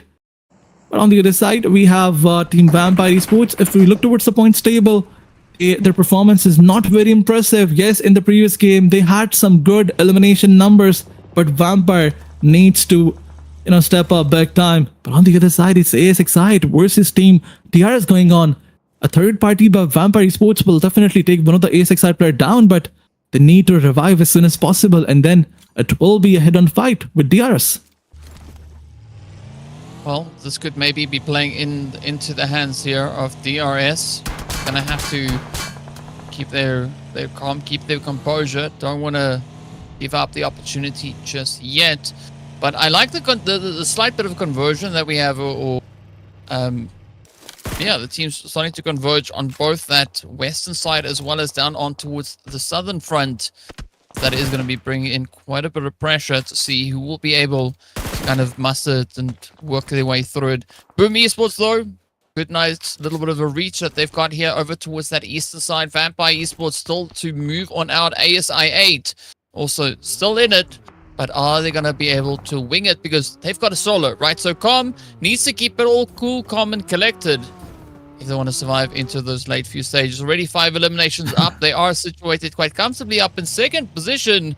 But if DRS has any say in it, they're really going to look to try and maybe fly up these standings. Because, I mean, they've got 10 points. They have a long, long way to go. Absolutely. They have to be in the top 9 to qualify for the next stage. But DRS, only 10 points are not going to do enough. On the other side, Vampire Esports getting some elimination numbers confirmed. Boom, who had their previous fight with ASX side, they eliminated 2 of the players. ASX side, the rotation got them, the chaos got them, that circle shift got them. They were trying to move inside the zone. There was Team DRS who was gatekeeping them, and then Boom Esports, they slammed in. And we all know that Boom Esports, they love to play aggressive. Now you can see that they have some elimination points in their backpack, but only one player standing. Boom Esports and Team ASX side, both the teams they are struggling in this match. I mean, confirming those elimination numbers in early on fights and then losing your player, that's not gonna do enough. And ASX side, they get eliminated as Vampire Esports confirms another elimination point. So if you look towards Vampire Esports in this match, they have 3 eliminations, but the good thing is they have all 4 players alive. There's no other team who has 4 players alive and they have some elimination points. If you look towards team SKD, they have 4 eliminations, 1 player eliminated. Umi Sports, 2 eliminations, 2 players eliminated. But yes, TODAK Gaming is also there, but they have only 2 elimination points. MGN, another team who is struggling, but unfortunately they will not convert this match into another good match because they have only 2 players alive. Yeah, and that is going to impact them quite a bit. T2K, though, beautiful reach here onto the side of BTR. Optimus now getting picked up. An effortless spray, though, here from Rules. Just going absolutely crazy. So that is at least 1 point of contention, slightly alleviated, as we did see the rest of the players there from BTR. Quite a bit of a distant position there from them. Now Bumblebee up on the hill. Not sure if Ajay can get the sprays in here.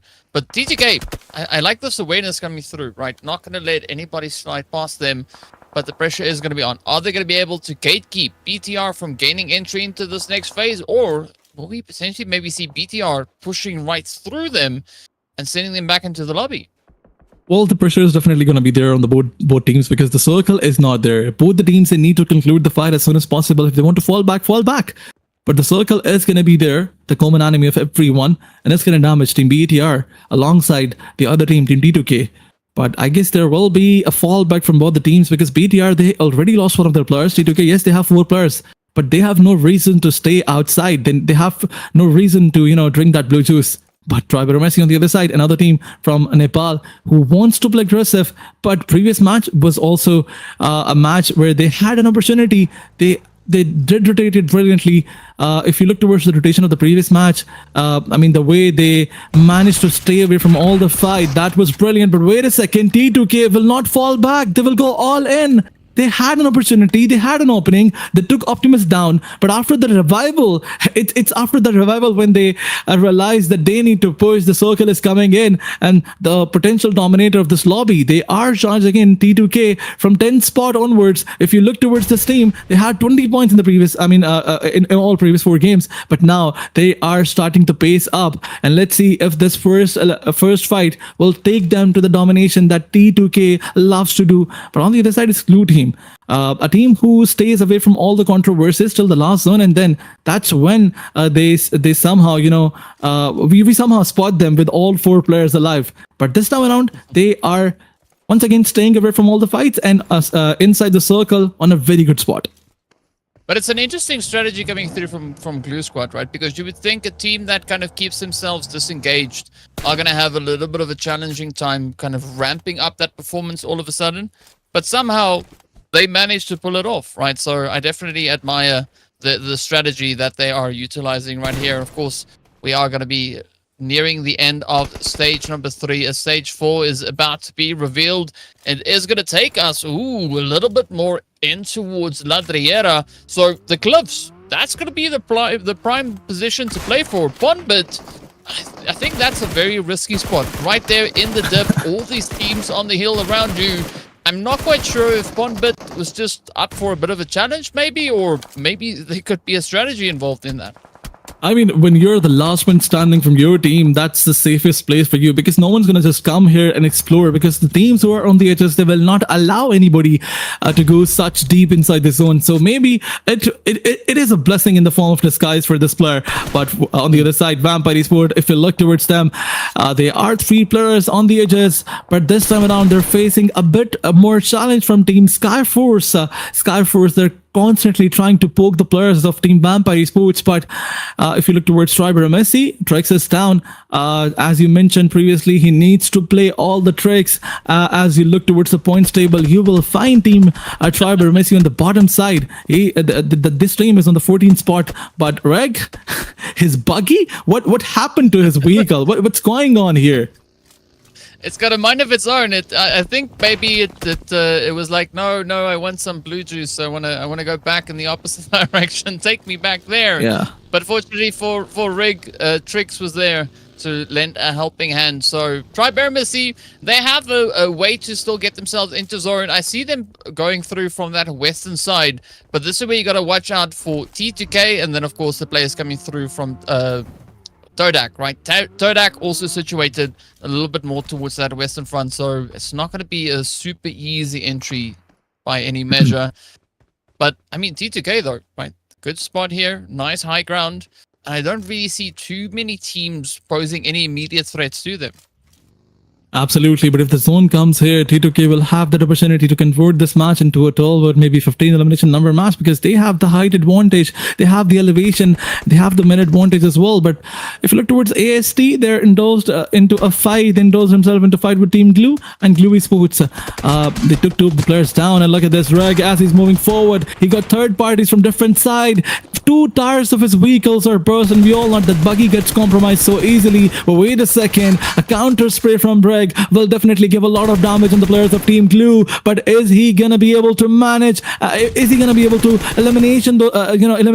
confirm those elimination points? I'm sorry. But wait, on the other side, some grenades are coming in. Glue Esports, they're wrapping him around. They know that only two players of Team AST are here, and the minute advantage, it's gonna get them. Neo on the other side, he's trying to revive himself. Reg trying to get those bandages on. But wait a second, a spray comes in, and Neo finds his head. Neo takes him down. AST now on the verge of elimination. They have their last man standing, but before getting eliminated, AST trying to confirm all those elimination points. Now Trex, he's getting damage from the blue zone. On one side there's AST, and on another it's Team Glue, but Team Glue will confirm this last elimination point. Or maybe it was Team TDK who did a third party, confirmed one elimination point in this fight. Yep. It was indeed TDK to do that. I almost thought you said DK because I heard the DK at the end of the TDK. But hey, either which way, we are going to be looking at that zone, taking a beautiful shift now back over on towards the eastern front. So all the hard work the teams have been putting in to get themselves into the west now gets turned on its head, and they all have to double back and head in the opposite direction. The tensions though are going to continue to build. As you can see, the Vikings, a good read here. Nice little hiding hole that they have just on the edge of zone, trying to play their hand across the way up into the players. I believe that is Skyforce that we have in the opposite end. Oh, good response though. Break, trying to get the hit in, but instead gets shot in the face.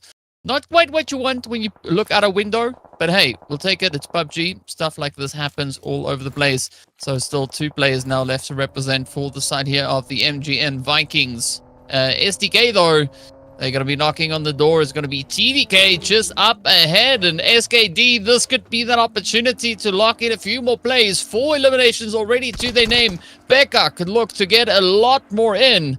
But TODAK not going to make it very easy for them really to claim that prize. Absolutely, TDK trying to push forward, but wait a second, Team SDK, they were not being very careful enough, and as they pushed forward, one of the players went down. Team TDK, they're coming in, they're throwing those grenades, and for now, the disadvantage is definitely going to be there. It was already a 3v4 situation. TODAK Gaming, they had the advantage, and now as one of the players went down, Team TDK will go all in. Pekka needs to give cover to his teammates, but he is not being able to do that. All 3 players coming close. TDK, they're gatekeeping them. The zone is shifting, but I guess Cam needs some support by his teammates. He's taking this fight alone. But SKT, they're also trying with the shotgun to confirm 1 or 2 elimination points. But some grenades are going back and forth from both the side. Pekka takes one down with one beautiful grenade. Cam will take that leap of faith. He goes all in 3 players, but he gets taken down in the zone. SDK, they're slowly constantly taking the players of TDK one by one. But Wrath, as he moves himself, he pushes himself on a 1v1, but he loses that 1v1. Pekka, on the other side, he moves forward with Himson, but unfortunately, as one of the player is down, they're forced to, pull those defensive strats off, but Himson will get a lot of damage by the zone. He will probably get taken down, but as Himson finds one, he managed to give him damage, but zone takes team SKD back home, and SKD gets eliminated. All these points will be confirmed by TODAK Gaming, but there's blue damage that they need to be careful about. If they do not move inside the zone quickly, they will definitely get eliminated by it. And wait a second, it just happened. Yep. TODAK Gaming got eliminated by the zone. I mean, I was about to say that Vikings have a golden opportunity here to come in with a big third party, but it doesn't seem like that is what they are looking to do just yet. Manap now trying to get themselves patched up and ready to go, because that blue is absolutely relentless. Stage 5 about to come to an end. Stage 6 gonna look to make its way on through as the zone now just centers up on itself. It is gonna keep the pressure pretty high. Beautiful play here from Rules right into the side there of Godless. Icy also just in the wing. T2K now still have a bit of work to do here. They've got 3 players up.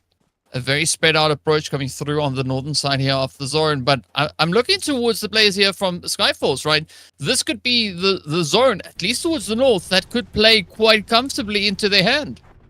Absolutely, and there's one thing about Skyforce is the elevation that they have. Although the zone moves a bit more towards the western side, but Skyforce, their split is the reason why they still have the circle for themselves. One of the players is outside, but he is giving cover for any of those rotations from the backside.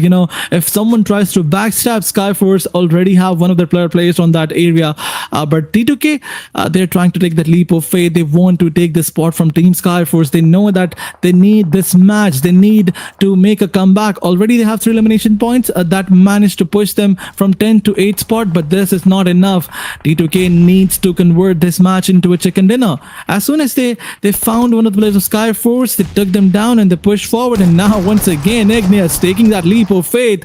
Godless and Igneous in a 1v1, but Igneous finds the better of him. He finds ICY as well, and this man is so quick with his reflexes. Skyforce is on the last man standing now, and T2K will definitely dominate in this fight. I mean, I love this here from Igneous. Let's see whether or not they can lock it in to get the confirmation. That is Sanchir down. TODAK get eliminated. Down to the final 5 we go. You can see 3-4 solos up against T2K. So I'm pretty sure Aladdin, they can clutch this one out, right? They can lock in this winner chicken dinner, but it is going to require quite a bit of focus and determination here from them, because these solos that we have could definitely look to play the upset. Of course, that's Skyforce, that's the Glue Squad, that's the Vikings, as well as Boom. Boom, they've been able to survive for the longest time here. Bonbit, we did see moving down into that position. We can see up on the mini-map as well. Has been in the compound for a good long while. Right there on the map, they are as well. But is this going to be the match in which we have T2K step up and secure themselves that potential winner chicken dinner? Absolutely. No other player has any, second chance. But T2K, if they get knocked out, they can still revive their teammates. If anybody else gets knocked out, they will just get eliminated. T2K has this advantage. But I think T2K has no clue that there are 3 solos alive. They probably think that it's a 3v3 situation for them. That's something that will probably hurt them. They do not have many information, but as soon as they move forward, try to take that fight, that's when they will realize that every player that they eliminate does not get knocked out. He gets eliminated. But Glue Squad, they also have one of their players surviving. He is on the western side of the zone where there's no one else. There's no challenge for him. At least 2 to 3 minutes, but zone is going to move forward. T2K will try to close, and now this is the time where all the solos will try to move inside the zone and will find each other Blue squad, yes, their player is in the crosshair of T2K, but T2K also needs to move forward. Rolzochi now leading the way in a vehicle, slowly and steadily getting closed in, and I think the zone is very open. There's so little compounds inside the zone, but the compound fight was going on. Boomy Sports, they got spotted, and as they eliminated one player, a trade was also there. T2K Rolzochi spots the player of Blue squad. It's a 1v1v3 situation, and T2K, they're trying to clutch it all. Yeah, I mean, these solos finding each other out on the battlefield. Beautiful sprays coming through from Rules. This is a beautiful distraction, as we can see now. Ilya also looking to kind of close that distance. So this could be that opportunity for TTK now to lock it in. 7 eliminations already in the bag. Vikings, though, they've been playing a very quiet match. Not a single elimination for them. So they'll only be capitalizing on placement points. Let's see whether or not Xbox can keep the momentum. Can they survive? Can they make it to the very, very end? And maybe find themselves in potentially a second place finish, or will they get confirmed in third? Looking at what we have for the side there of Vikings, things are still going to be quite challenging, especially as their player is out in the open, very exposed. Moving into this next phase, I was about to say that T2K needs to be very cautious as to how they move up, because with all the solos and all the unknown, there could be quite a bit of position played against them. But so far, T2K holding their own, looking pretty decent, pretty good, pretty strong. Now, they just have to keep their focus and try and secure these last few angles. Absolutely, some utilities being thrown to clear all the angles, but on the other side, Break got spotted. MVK Break, he's outside the zone. I guess Ilya has the information, and that information was passed on to Rolzochi, and Rolzochi, he capitalized on it and confirms another elimination point. Now Clue Squad, the last man standing from this team. Some utilities are being thrown on him, and he tries to come back, but takes a 1v1 with Ilya. He takes him down and confirms another elimination point. But wait a second, there's a grenade right in front of him. He still manages to dodge it. It's a 1v2 situation. Can he clutches it off? BOXQ is that one player from Team Blue Squad, and on the other side, we have T2K with 2 players. If somehow this happens, he manages to take both the players down, T2K will not recover from the disrespect that will be faced. I mean, it was a 3v1v1v1 situation, and T2K, they are on a 2v1 now. This is not looking good for this team. But you know, Clue Squad, they do not have the hard cover for themselves. Every possible disadvantage is there. Yeah, you know, solos are also usually quite a bit of a menace when it comes to these last few zones. So Xbox not going to be going down without a fight. They're going to look to stick it through all the way to the very end. And this is where T2K needs to be cautious as to how they move up, right? Feel if they get a little bit too emboldened, this could definitely cost them that winner chicken dinner. But I like the spread that they're going for here. Genius up on the hill, trying to distract them on the one side, and that opens up the opportunity for Rules now to come sneaking on in on the edge. Beautiful strategy, trying to pull the attention of Xbox in both directions, but this is now going to be that send. The utility starting to rain on down, and this match is almost over.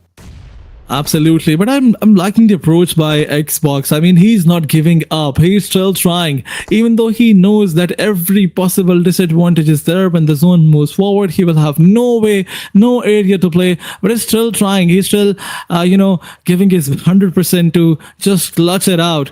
T2K, 2 players on one side, Blue Esports, Xbox on another side. The zone is gonna end now. This is the 9th stage. No more circle for you. No more circle. Anyone.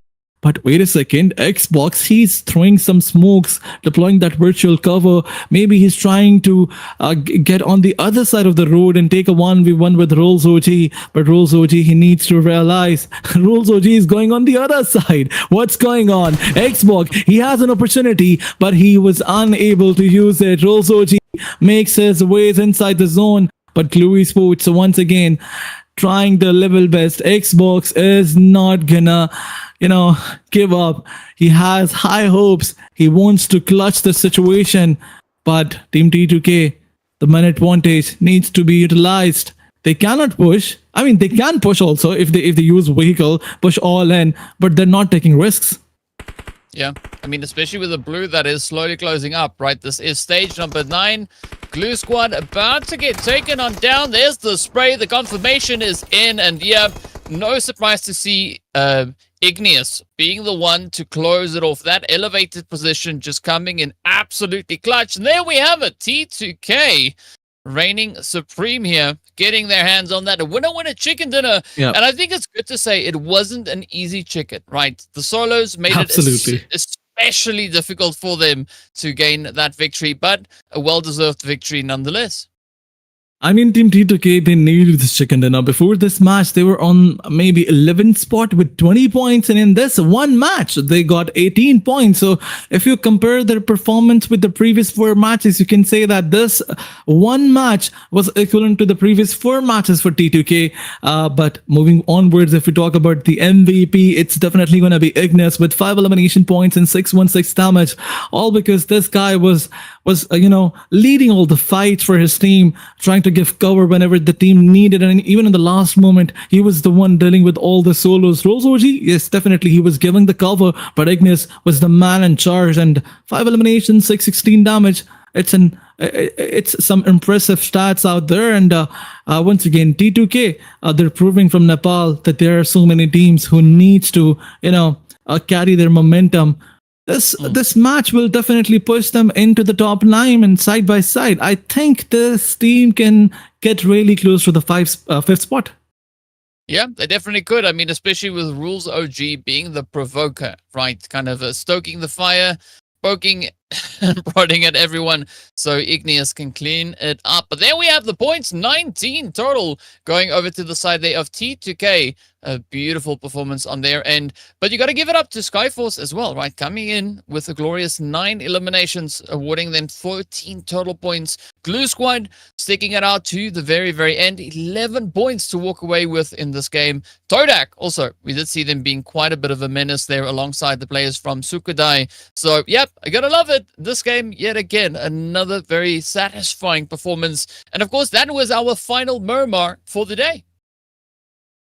Absolutely, there's one more match left, and that will be played on the map of Arenale. But talking about Team Sky Esports getting 13 total points, this will get them another good spot in the points table. If you talk about the points table, they're not on the first page unfortunately, but this match will definitely place them on a good spot. On the other side, Glue Squad, they are getting that lead on the first spot. They had 45 points before the previous match, but now they are moving towards the 56, I guess. Once again, the lead is definitely going to be there. And as I was already talking about the overall standing, Glue Squad, look at the lead that they have from Team TODAK Gaming. 41 points by Team TODAK Gaming, but Glue Squad, they have a lead of 15 points.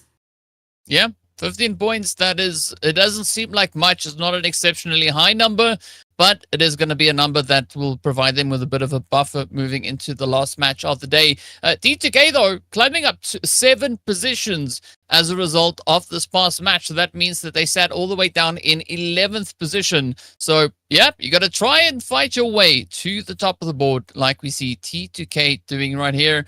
SKD also climbing up into that 8th position. So the competition really starting to tighten up as the teams are just letting it all loose. And yeah, I can't wait to see what this final match is going to be bringing. Absolutely. T2K moving in on the 5th spot. In fact, 4th spot, as we were talking about this already. One good match is definitely going to push you as the competition is really close. Skyforce moving towards the 10th spot. They were on the 16th spot previously, and this one match was a really good match for them, but they need to work on their placement points, because if you look at it, 20 eliminations and 5 placement points, that's not a balanced number, but it's okay, it's all right. There are many more matches to go. BIGETRON Vitality on 11th spot with 24 points. Dingos, they had 14 eliminations on the map of Miramar previously, but I guess that was the only good match that they had. Yeah, I mean, it's pretty tough looking at and how we had everything kind of being pieced together moving into these last few games. Tribe AEROMACY, Vampire Esports, surprising to see both squads only sitting on 19 points apiece. But of course, it is only still the first day, so there could still be quite a bit of change coming on forward. Regicide, though, they've been having a pretty tough day. an average of 2 points across the 5 matches that we've played so far. I'm definitely hoping that they'll be able to double down on the efforts a little bit more once we get into the second and third day of play, because of, as we know, these groups only have 2 days, right? Tomorrow we're going to have the other group that is going to be joining us on the battlefield. So whatever these teams can get done on the first day, that could definitely help cement them moving forward. And of course, if you forgot who got all those winner chicken dinners, here we are. TODAK got the first one, Glue Squad coming in with the second one, I8 as well as Boom, and then of course T2K to find the last Miramar of day number 1.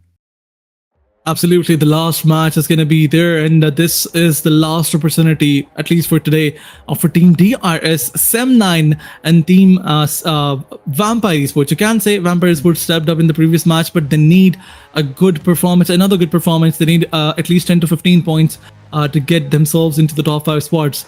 But on the other side, DRS, they had 10 points before this match. They only managed to get 2 points in this one. Not a very good performance. They are indulging themselves into early on skirmishes. The drop clashes are there in every other match. So if you have a drop clash on Miramar and then a drop clash on Arenale as well, it means maybe like 80% of your matches are 80% of your matches will be played in the in drop clashes, and that's not a good thing. I mean, having a drop clash on the map of Senhawk alone, that's something that can be very dangerous for you. But taking fights on every other map, it's not a good idea. Maybe they want to practice their close range skills, but a tournament like this is not the right place, I guess. Well, I mean, sometimes you just got to try it when you have the opportunity to do so. Of course, we've got one more map to go, so we'll find out what these teams are going to be bringing on in. Before we get to that, we are going to be hopping into a break, so be sure to stay tuned, and we'll see you right back on the other side.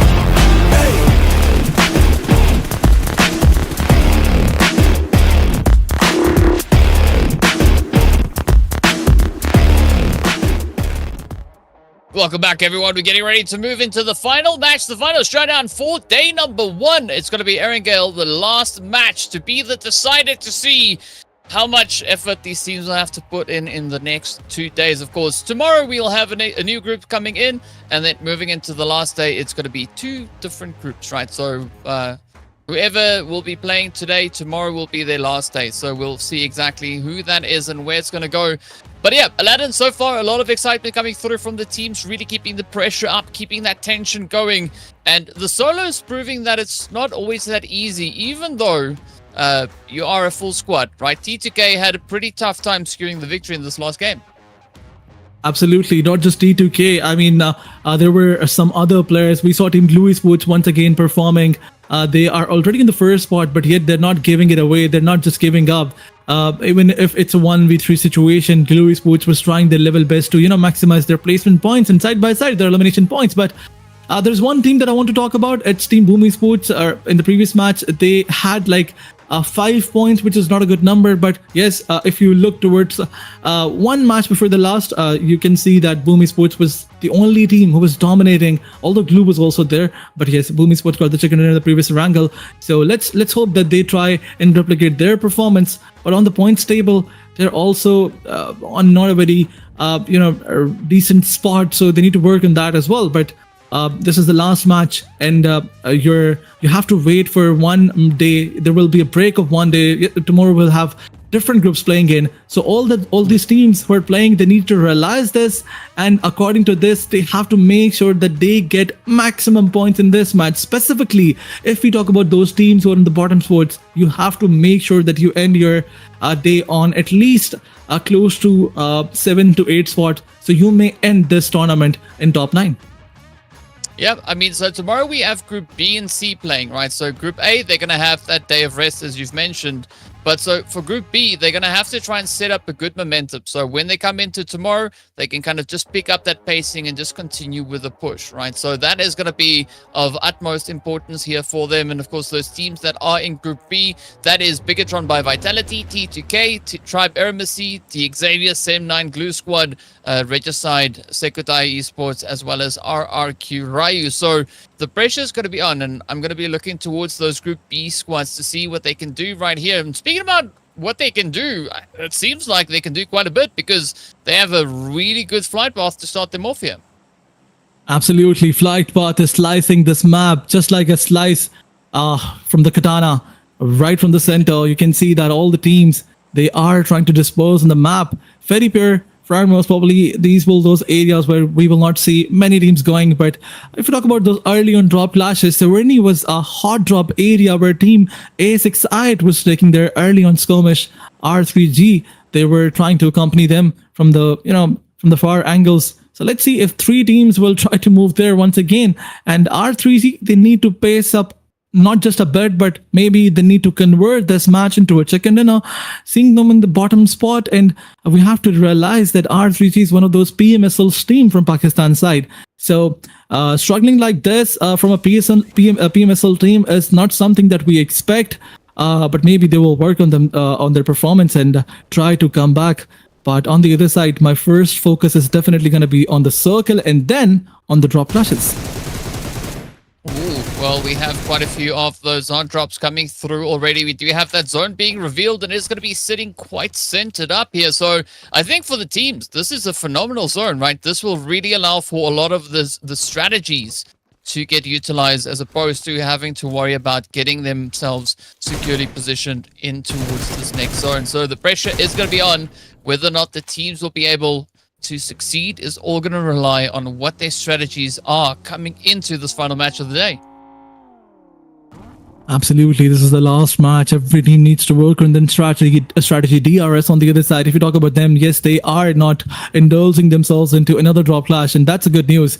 They are focusing on their placement points side by side. They need to work on their elimination later in the game. But there's one team that is not leaving their drop clash, and that is Team T2K. And after the previous game, after that chicken dinner, they will definitely try to, pace up their momentum. Ajaya will get the first blood on Team A6 side. Baby gets taken down, and Ajaya confirms that elimination number. On the other side, Calm will come, and Calm will definitely take that trade with an elimination number confirmed on Ajaya. So some trades are going back and forth, and this will definitely disrupt. This will definitely create a lot of problems for both the teams. With Rolls OG with the wraparound, once again, the IGL is trying to do all the heavy lifting.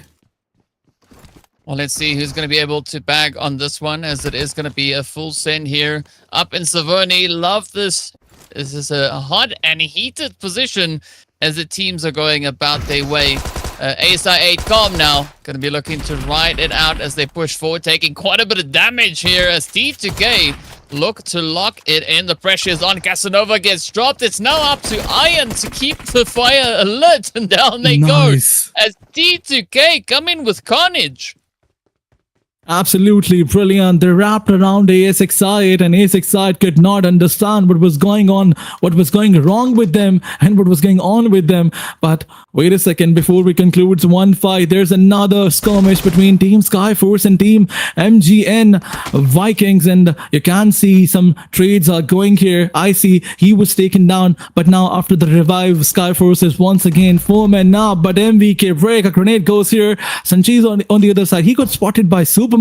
There's one player who is so close to Skyforce, and then there's another who is trying to give all that cover. Sancheez is down. ICY is low on HP. Riley needs to work on his position. He needs to move forward. He needs to take Superman down. ICY is taking that fight all alone, but Riley and ICY, it's a 2v1 situation here. Superman needs to pull that miracle off. He needs to win this fight. He has a shotgun in his hand from both the sides. Some bullets are being traded, but nothing is making an impact. Superman comes out. ICY spots him once again. But wait a second, he survives barely, but not anymore, because Riley comes in this time from a different angle and takes another player down. This gives the time to him to move forward and revive his teammate, but Break left all alone behind a tree. What is this guy gonna do? Yeah, Break needs a break from the crazy sweaty players that we've seen come through here from Skyforce. But now, Skyforce, as you've said, right, have the opportunity to get themselves back into fighting form. Not quite sure how Break is going to be able to make it through this one, as they now... Good grenade. Look at the reach on that, though. Beautifully played here by Break. I mean, the maximum reach of a grenade is 75 meters, but when you jump and you throw it, it can definitely, exceed it. But wait a second, Break, he found one of the player who was trying to wrap him around in a vehicle, and he takes him down. Although Superman gets eliminated, but Break confirms his elimination number. Skyforce, what a blunder by them. They are, just delivering their elimination points to Team MG and Vikings. But now it's a 1v2 situation, and Skyforce, they did a huge blunder. One of the players was trying to wrap around without any cover fires, without anything. But now Skyforce, if you look towards the points table, they're on the 10th spot, and this match will definitely not give them huge points, as they are left with only 2 players. And Glue Squad, somehow they managed to sense it that there's a fight going on. Maybe they heard some bullets, and now they are coming for a third party. And Riley, he got spotted by Xbox, and now the pressure is definitely on Skyforce as Glue Squad is charging in. I mean, I love this play coming through from Glue Squad. They are just so widespread, and they are very likely to get the full wipe on both teams. Skyforce now down to only 1 remaining player. It's going to be Sancheez just trying to get the heck out of dodge as the pressure is on, but down they go. The shots are in. 1 squad down, 1 more about to fall, as the Vikings are going to feel that now getting turned on towards them. Ziggy keeping a nice little bit of a quiet position here. I don't know if anybody knows that Break is currently situated there. This could be that surprise strategy, but the Vampires also now moving up just towards that southern side as we saw them off in the distance. Break gonna try and hope that Glue don't find them just behind this tree. I mean, Team Team Skyforce, they were taking fight with the team, and BLUZZ ESPORTS, they probably had the idea. They heard the gunshots and still they did not spot him out. But Break, that was a mistake by him. Trying to spray on a moving vehicle was not a good idea. That's how he gave away his position, and that's how he got eliminated. But those 3 points will definitely give the kickstart that Team BLUZZ ESPORTS needed in this match. They are already on the 56 points, so you can say that their performance is already very impressive in the points table. But now, as there are some teams like Skyforce, after their, you can say they were being desperate to get that elimination number confirmed. That's how they lost the fight, because 3v1 was not a very bad situation. But BLUZZ ESPORTS, after confirming that fight, they are indulging themselves into another. Vampire Esports was trying to protect from that area, and BLUZZ ESPORTS, they managed to take one of the player down. And as Vampire Esports is also trying to wrap around, BLUZZ ESPORTS is trying to get away from this fight, and they're trying to leave, or maybe they're trying to slam in Vampire Esports. One of the players down. All 4 players are trying to indulge from Team BLUZZ ESPORTS. Another gets taken down. This hoverboard play is coming in from Team Vampire side, and look at this. Look at this. This hovercraft is gonna give a lot of information. Miola uses, comes forward, takes one down, gets back into his vehicle, once again comes out, takes another player down, but Vampire gets eliminated. And Team BLUZZ ESPORTS will get 7 elimination number. Who is gonna stop them? I don't think any player or any team is gonna be able to do that. Vampire, they tried their level best. They were trying to rotate, but BLUZZ ESPORTS, they got the toll that they needed. 4 elimination numbers confirmed. I mean, I think it is safe to say that Glue Squad wants to make sure when they come back on the battlefield tomorrow that they have a slightly more comfortable day. What is going on? These vehicles doing weird things right here. But yeah, it's interesting to see just how much aggression they're looking to bring on through, as you said, right? 7 eliminations up already. If they continue moving forward like this, it could be a phenomenal day. But it is going to be quite dependent on what the rest of the lobby will be bringing in as a response to that. Now, Tribe AEROMACY, they are yet to surprise us with a blow-away performance. 19 points is what they have coming into this game. Nothing that they've been able to find so far. TODAK, though, spotting out a few opportunities, going to be looking to drive it in and maybe sneak in a few cheeky trades. Absolutely, TODAK Gaming, they need all those elimination points. If you look towards the placement that they have in the points table, it's the 3rd spot. Although they're looking in a very comfortable spot, but they need to compete. Team Glue's squad, they already have a lead, and yet they are not stopping whatsoever. As you already mentioned, they need to end the day on such a comfortable spot that they, even if they do not manage to get their momentum in the next day, they still they still stay on that 1st spot, or maybe close to the top 3. But DRS on the other side, they're trying to take that fight on a long range. SKD was in front of them. Some crossbow shots were being delivered by Kilobyte, but SKD, they will shut one of the players down. Cyclone is down, but they are on a very comfortable spot. The slam in is not going to work. If Team SKD they manage to slam in on this area, Teams DRS will definitely have that advantage, because there are some avenues on the eastern side of these compounds where 1 or 2 teams will definitely try to hold, and then a 3rd party on SKD will definitely help Team DRS. But Gold Feed is getting led. Team BTR taking fight with R3G. R3G, they're losing their players, unfortunately. They are on the last man standing, and that's not the case. That's not the Team R3G, we were expecting better from them. We wanted them to play a comeback match, but unfortunately, last man standing. I think they cannot do anything else. We can only see the kill feed, not the perspective of the players. But BTR, they are confirming some elimination points. Well, let's see whether or not these points are going to find their way anywhere, as we're about to hit stage number 3. XAVIER now flying up Potato Hill, knocking on the door here, coming in with some demands. Are they going to be... Will they get a good response? Will they get the jump that they're looking for? Or will they find nothing. So far, it seems like they are not going to be finding themselves anything. BTR are going to be looking to put quite a bit of distance in between themselves, and that rush is going to be Sem9 now having to hold up against the aggression that could potentially be coming through here from the Glue Squad, as both teams are just rotating up with vehicles. It is looking like a little bit of that PUBG GTA, right? It's just vehicles all over the place. BLUZZ official has a bit of an opportunity here. The XAVIER just on the edge. Potato Hill still under contention. But who's going to be the one to lock it in? The opening spray is now coming through here. As you can see, BLUZZ feeling that gyro has been dropped on down. And this is now the opportunity for BLUZZ official to decide. Are they going to disengage, or will they rather reposition? Well, BLUZZ official, they got their player eliminated gyro. He's always the first player to go down. But wait a second, as they were trying to settle down, DX, they decided to push forward. They went all in. They took one player down and eliminated him as well.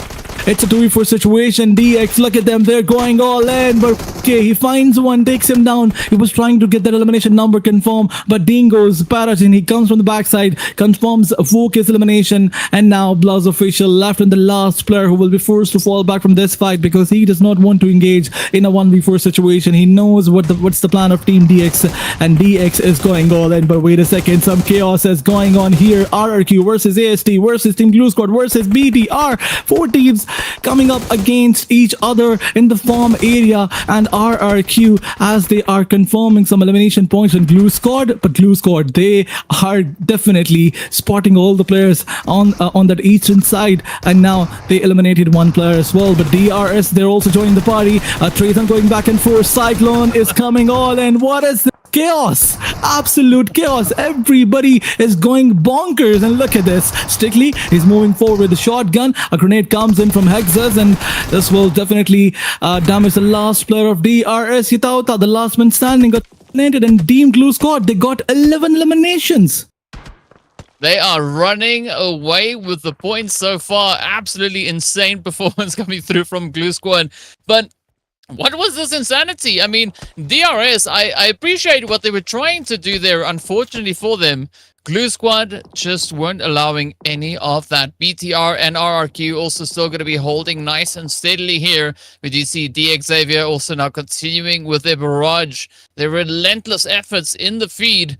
And with that, we are 10 teams strong coming into the final few phases. I say that, and we're about to hit stage 4, right? So there's so much that has happened in just these past few minutes. These teams are absolutely relentless. 14 minutes in, and we are almost sitting on only 9 teams remaining. Absolutely, 9 teams remaining, but Circle moves towards the northwestern side. Team Boom Esports, you can see that they have the advantage. Team SKD Die, yes, they also have 3 players inside the zone.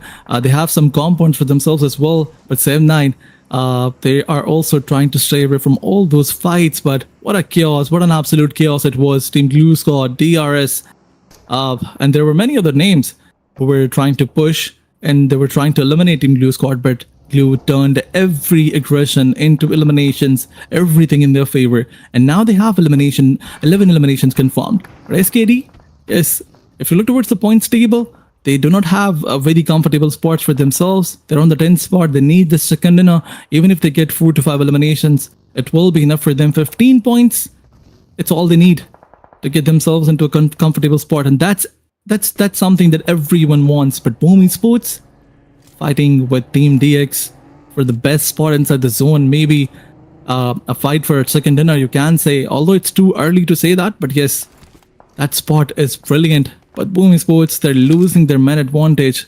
DX, they have 7 eliminations already. You know, the entire plan of Team Dingoes is to go all in and get all those eliminations. That's exactly what Team Glue is doing. But teams are pushing on Glue, and if you talk about Team DX, they are pushing on teams. Yeah, I think that's a strategy to really try and capitalize on, especially on this first day. Is, you know, a few teams seem to maybe be a little bit more hesitant, and they don't necessarily want to do too crazy of a play. But as you've pointed out, XAVIER and Glue, they chose violence, and so far it is paying off quite well for them here. Boom Esports, though, They have been able to get that winner chicken dinner a little bit earlier in the day, but will they be able to replicate the efforts moving into the final match? The rest of the lobby, they're going to try and make it as tough as they can. T2K, though, it's good to see that they can kind of keep that same pacing as we saw in the previous match, right? Miramar went quite well. Now, they seem to be able to kind of carry that momentum. Not going to be falling to a similar fate that we usually see, is where the team gets the chicken. The next match, they're one of the first teams to go. So, yeah, good play here. Very, very decent angles. Now, BIGETRON by Vitality still in it here. Are they going to win it? Don't quite know, but Bumblebee could get buzzing pretty soon. It's all going to come down to how the zone is going to shift. Potato Hill, though, still looking pretty hot. Parisian riding it out, looking for the opportunity. Fajar now just trying to go up for that raise, but keeping it close. Parisian absolutely taken apart. And sometimes the aggression works. Other times, it sends you right back into the lobby. Absolutely. That's what happened with DX. They got 9 elimination points, but they got eliminated. I mean, they wanted to convert it into a 20 or maybe 25 points match, but unfortunately they found Team Boom Esports, and Boom Esports, that's when the demise of Team DX was decided. That's where it happened. But I think a lot of teams from the outsides, from the outskirts, they helped this team. They helped Team Boom Esports, because if you look towards the elimination numbers of Team Boom, they have only 2 points.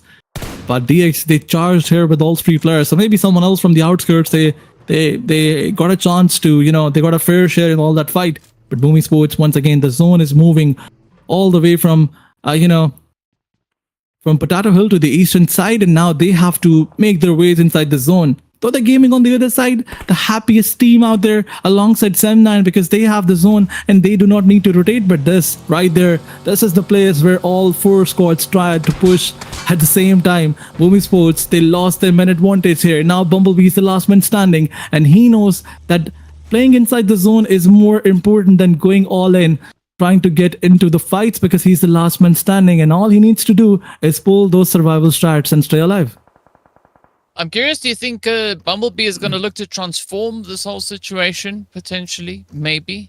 Right, that of course being a transformer joke, but any which way. We'll see where and what fate has in store for our remaining few squads here. As you're talking about it, right, a few teams really blessed with positioning. Good angles that they have within the zone. The blue is going to start to constrict as we've got about 2 minutes left. And this is now going to be the reveal all, right? Only a few times have we hit that stage number 9. So let's see who's going to get cooking and where it will take us. RRQ, though, they're going to start to pick a fight as they choose the players there from the Glue squad. As you can see, up on the western front, things not looking very easy here. Boom still holding steady up on Potato Hill. Going to maybe opt for a bit of rotation. Ooh, but T2K is there. We got Sem9 there, so Boom, I don't quite see them making a safe rotation out of here. And with that, the confirmation is in. Boom is down. RRQ now getting ready to have their own swing at the Blaze as, yep, the mollies come on in. Lapar. Ooh, now going to have to try and bring their teammate back on their feet as there's absolute obliteration just bulldozing the way on through. That is Glue Squad. Absolutely relentless. I mean, I don't know how they find the spacing, but they just do. Yeah, absolutely. That's the reason why they have 12 elimination points. And once again, they're charging in on RRQ, but RRQ, they're not allowing them to breach in. Although they breached the compound, but not the first floor. RRQ, once again, some grenades are going back and forth from both the sides. But look at the HP, look at the Molotov. That brilliant Molotov will take Lapart down, and Glue Squad will confirm another elimination point. And look at this, RRQ is done and dusted. They got eliminated from this match. But I think this was the match where Team Glue, they could have, managed to get those 30 points. The 30 bomb that we were talking about. But imagine a team who is so far away from every other team on the points table gets a 30-point match and definitely becomes unreachable. But T2K, look at their push. Before this match, before the previous match, in fact, they were on the 12th spot, and look at them. They got jumped. They got a jump in the previous match, and now with 7 elimination numbers, they are on the 2nd. What a comeback storyline by this team. It's like they got a rocket strapped to their boots, right? They're just flying up the standing. Yeah. So, yeah, I'm pretty sure TTK are quite happy with the turnout here for the day. Of course, it's not over just yet, right? It could still move in many different ways. Bumblebee, gotta watch out for those windows, as Glue has potentially spotted out a bit of an opportunity here. But for Bumblebee, I think this is going to be a pretty tough angle to defend, because there's two teams just hovering towards that southern side. So the pressure is definitely going to be on SKD, though. Looking to see what their approach will be. Taking a little bit of a spread, trying to kind of just seal as many different approaches up as they can here. Focusing a little bit on the south, focusing a little bit up on towards the north. But TODAK, they're doing nothing. Just keeping themselves out of harm's way. They've not found a single elimination. Instead, they've lost a player. And now they look to try and wake up, trying to kind of lay into the side of SKD's rotation. But unfortunately for SKD, again, there's not a lot of options, right? Everywhere they go, they are going to be in the crosshairs of one of the opposing teams. I mean, they always say that luck favors the brave. SKD, a brave rotation by them, and a knockdown from some other team on T2K, that's going to help them. But for now, if TKD, they try to push forward and, you know, get those elimination numbers confirmed, they will definitely help, get a helping hand. But T2K, wait a second, RollzOG comes on a different angle. He takes that elevation into his advantage and tries to take two players down, manages to take one, but Sem9 is on another side. T2K has to be really careful. They're left with the last man standing. RollzOG wants to confirm his elimination number. That's the reason why he's throwing some grenades. But on some other side, Sem9, they can also charge in. RollzOG has to be careful. He's going all in, out in the open, but from a different angle. Sem9, they're trying to close in. They know that zone is going to move forward, and then they will be forced to leave this area. But as soon as they clear their close quarters, it will get easy for them. But on the other side, SDK or SKD. Okay, SKD. There's SDK in Pakistan side. That's why I'm getting confused. But SKD,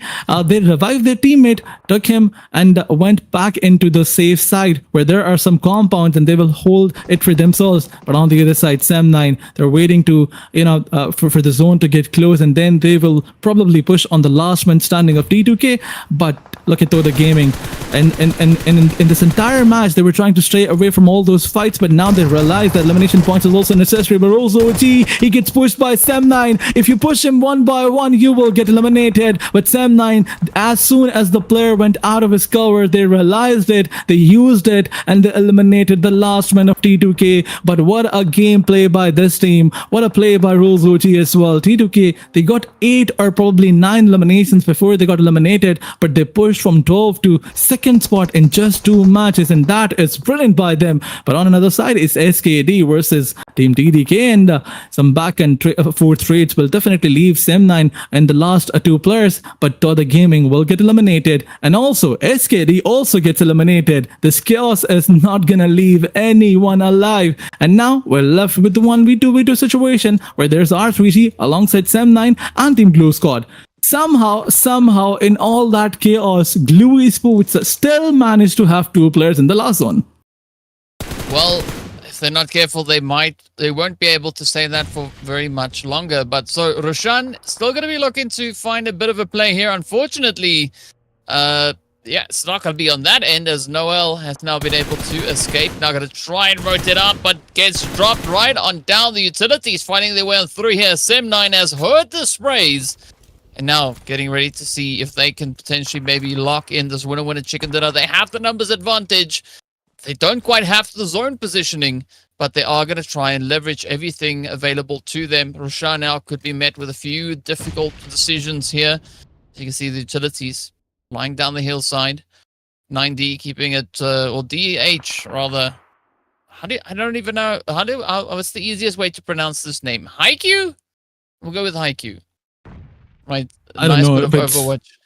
if it's Haikyuu or Haikyuu, I have no clue whatsoever. But Roshan, he's trying to move forward. Haikyuu has that elevation and needs to utilize it. But once again, Roshan, he thought that he might have a chance on Sem9's player, but Sem9 will shut another player down. Now, victory is in their favor. You can say it. One more player to go. Xbox, and that's Xbox. Wait a second. I would like to take my words back. It's not going to be easy for Sem9 because he's the same solo who prolonged the last match. It took 6 to 7 minutes for T2K to try and eliminate him. And now, as Sem9 has no clue where this player is, it might get a little bit more difficult for Team Sem9 to eliminate him. Xbox comes with a grenade, moves forward, realizes that there's one player, but he did not realize that this is a crossfire setup. There's another on a different side. And Sem9, they got the chicken dinner, but still, there is one team who is playing so consistently and managed to be on the second spot with maybe 12 or 13 elimination numbers. What a play by them as well. Yeah, I mean, Glue Squad doing a phenomenal job. Well done for getting second place. But Sem9 are going to be the one to reign supreme as they come through with a clutch up winner chicken dinner. And quite a bit of a contentious performance all the way to the very, very end. I mean, it's been hot and sweaty, right? From the very start of the day, not just the start of this match, but every moment has been filled with quite a bit of carnage, chaos, and mayhem. So, yeah, a very, very well-deserved, very winner chicken dinner coming through for Sem9. Of course, this is their first one for the day and the last one up for grabs. Absolutely, but Glue Squad, how can we not forget this? How can we not talk about this? 13 eliminations they had, or maybe when the match ended, they maybe had 15 or 14 elimination points, but this amount of points, teams are unable to get after getting chicken dinner, and Glue Squad, they're still getting it. Maybe they will reach around 60 points after this match. 10 points average per match. That is brilliant by Glue Squad. But T2K, the way they made a comeback on the points table, that's something that we can say is another impressive storyline. TDK, yes, this team tried to stay away from all those early on fights. Even their rotation was away from all these teams. Yet they are on the third spot. So brilliant performance by all these teams. But MVP, if you talk about him, it's going to be none other than Rules OG. Is he the ideal? Yes. Is he the fragger? Yes, because he has 4 elimination points with 942 damage. Wow. That's pretty impressive damage numbers to bring in, and only getting 4 eliminations out of that just shows you how active they were in this last game. And of course, the 8 eliminations makes a whole lot of sense looking at that. I keep on wanting to call the Glue Squad the Power Rangers, right? Just looking at the outfits, it reminds me of the Power Rangers, but you just gotta love it. A phenomenal performance, 15 eliminations.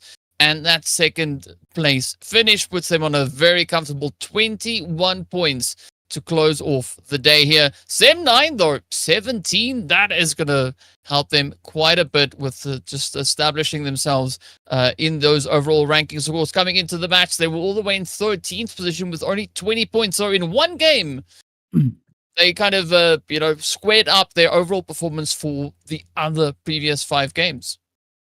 Absolutely, but Team R3G getting 6 points, and then we can see Team Boom Esports, they had only 2. Vikings, another team, was struggling on the points table. They have 2 points. BLUZZ Official, not a very impressive performance by them as well. ASIC side, although they were winning all those early on drop clashes, that's their strong side. Whenever someone tries to challenge this team in terms of early on drop clashes, that's when Team ASIC side shines the most. But unfortunately, they were in the previous match, they did not get many points, and now you can see that ASIC side is on that 5th spot. Before this match, they were on the 2nd spot, I guess. T2K, although they tried to climb up, Blue Esports on the first number. Look at their points, 77 points in 6 matches. It's impressive. It's impressive. Just shows you the consistency is there, right? You said it would maybe be something like 10 points. That puts them on, I don't know, like almost 11 points average, more or less, give or take, right? So, yeah, still a very, very good day here for the side of Glue Squad, but no surprise to see that really be the case here, because as we know, right, they have to try and kind of set up a bit of a buffer zone come tomorrow so that whatever may happen with the new squad stepping onto the battlefield, that they know they have a little bit of safety, right? And I think safety at this point is definitely going to be something to try and at least play for. Looking at the rest of the lobby, yeah, the numbers are there, but will it be enough? And as we said, Group B tomorrow is going to be the make or break point for them, right? Can they do enough to ensure that they finish in the top 9 so they get that straight qualification into the grand finals? Well, when there are only limited teams who are, overperforming or maybe dominating the entire lobby, that's when it gets easy for all the other teams because the competition, it does not give them, good numbers to chase. There are 9 teams who will qualify, 9 spots, and Glue Sports, the more they dominate, the more the competition will stay between the other teams because, when they will get all the points, the other teams will not get the chance to get more points. So I guess if you look towards all the teams from the 3rd spot onward, with one good match, you can jump from the 13th spot to the 3rd spot. And that's what every team needs to realize. Look at the numbers of Skyforce. They have 28 points, although between 13 and 14, yes, there is a big difference of 9 points, you can say. But apart from that, in 9 points, from 13 to top, 4 or 5, you can clearly see a lot of team out there. But try AEROMACY, some, good matches are needed from their side. VIPERxKO, they also need to get a very good match if they want to secure a spot in top 9. It's interesting to see that the squads that won the previous season, right? BIGETRON by Vitality and Tribe AEROMACY sitting on the 2nd page. But yes, it's only the first day. If Tribe AEROMACY is going to be looking to be the victors once more, they definitely will have to up the ante, the approach and the efforts, especially leading into tomorrow's games. But speaking about who doesn't need to do that, it's going to be our MVPs, right? Noel coming through there with a very strong presence, 13 eliminations. Lapar coming through with 12. And of course, we got Rules OG and Skem coming in with 9 and 8 eliminations respectively as well. So yep, some heavy hitters showing up here today. Absolutely, Noel with 30 elimination, that's a brilliant number. But on the other side, Lapar, if you talk about this one team, RRQ, Lapar is the only guy who's getting all that elimination numbers confirmed. But side by side, Rules OG coming up from T2K's side clearly tells us that this guy is not just the IGL, he is also the fragger. But moving onwards, tomorrow is going to be another day. 6 matches will be played. Group A will not play. I guess it's going to be Group B and C, right? Yes. Okay, so Group A, all the teams who are playing in Group A, if you talk about them, it's DRS, Boom Esports, ASXite, VIPERxKO, TODAK Gaming, Viking Esports, Champions Esports, and Skyforce alongside BLUZZ Official. I think it's going to be more of a difficulty for Team DRS tomorrow. It's going to be another day where tomorrow is going to be a day where they are not playing. So all the other teams will definitely get a lead. They will get a chance to put the lead on the points table. So a psychological disadvantage is definitely going to be there for DRS when they will come back for the 3rd day. I mean, it could be a disadvantage or it could be exactly what they need to rise to the occasion, right? So, of course, we'll find out soon what exactly that will be. But also then the teams that are going to be joining us tomorrow is going to be A1 Esports, VOIN Donkey ID, we got TALON, we got Bandit, as well as 141 Esports, VIPERxKO, NEXORY, HALAL, AXETRON, and then of course 4YLC that are going to be stepping in here as well. So quite a bit of a lineup, quite a few exciting teams that are going to be joining us on the battlefield. So be sure to join in for that. And I think on that is going to be wrapping us up for day number 1. Be sure to come in for day number 2 as the teams continue to try and climb those overall standings. Thank you so much for being here, and it's going to be a wrap from myself, DK, and Aladdin. We'll see you back in tomorrow. Thank you.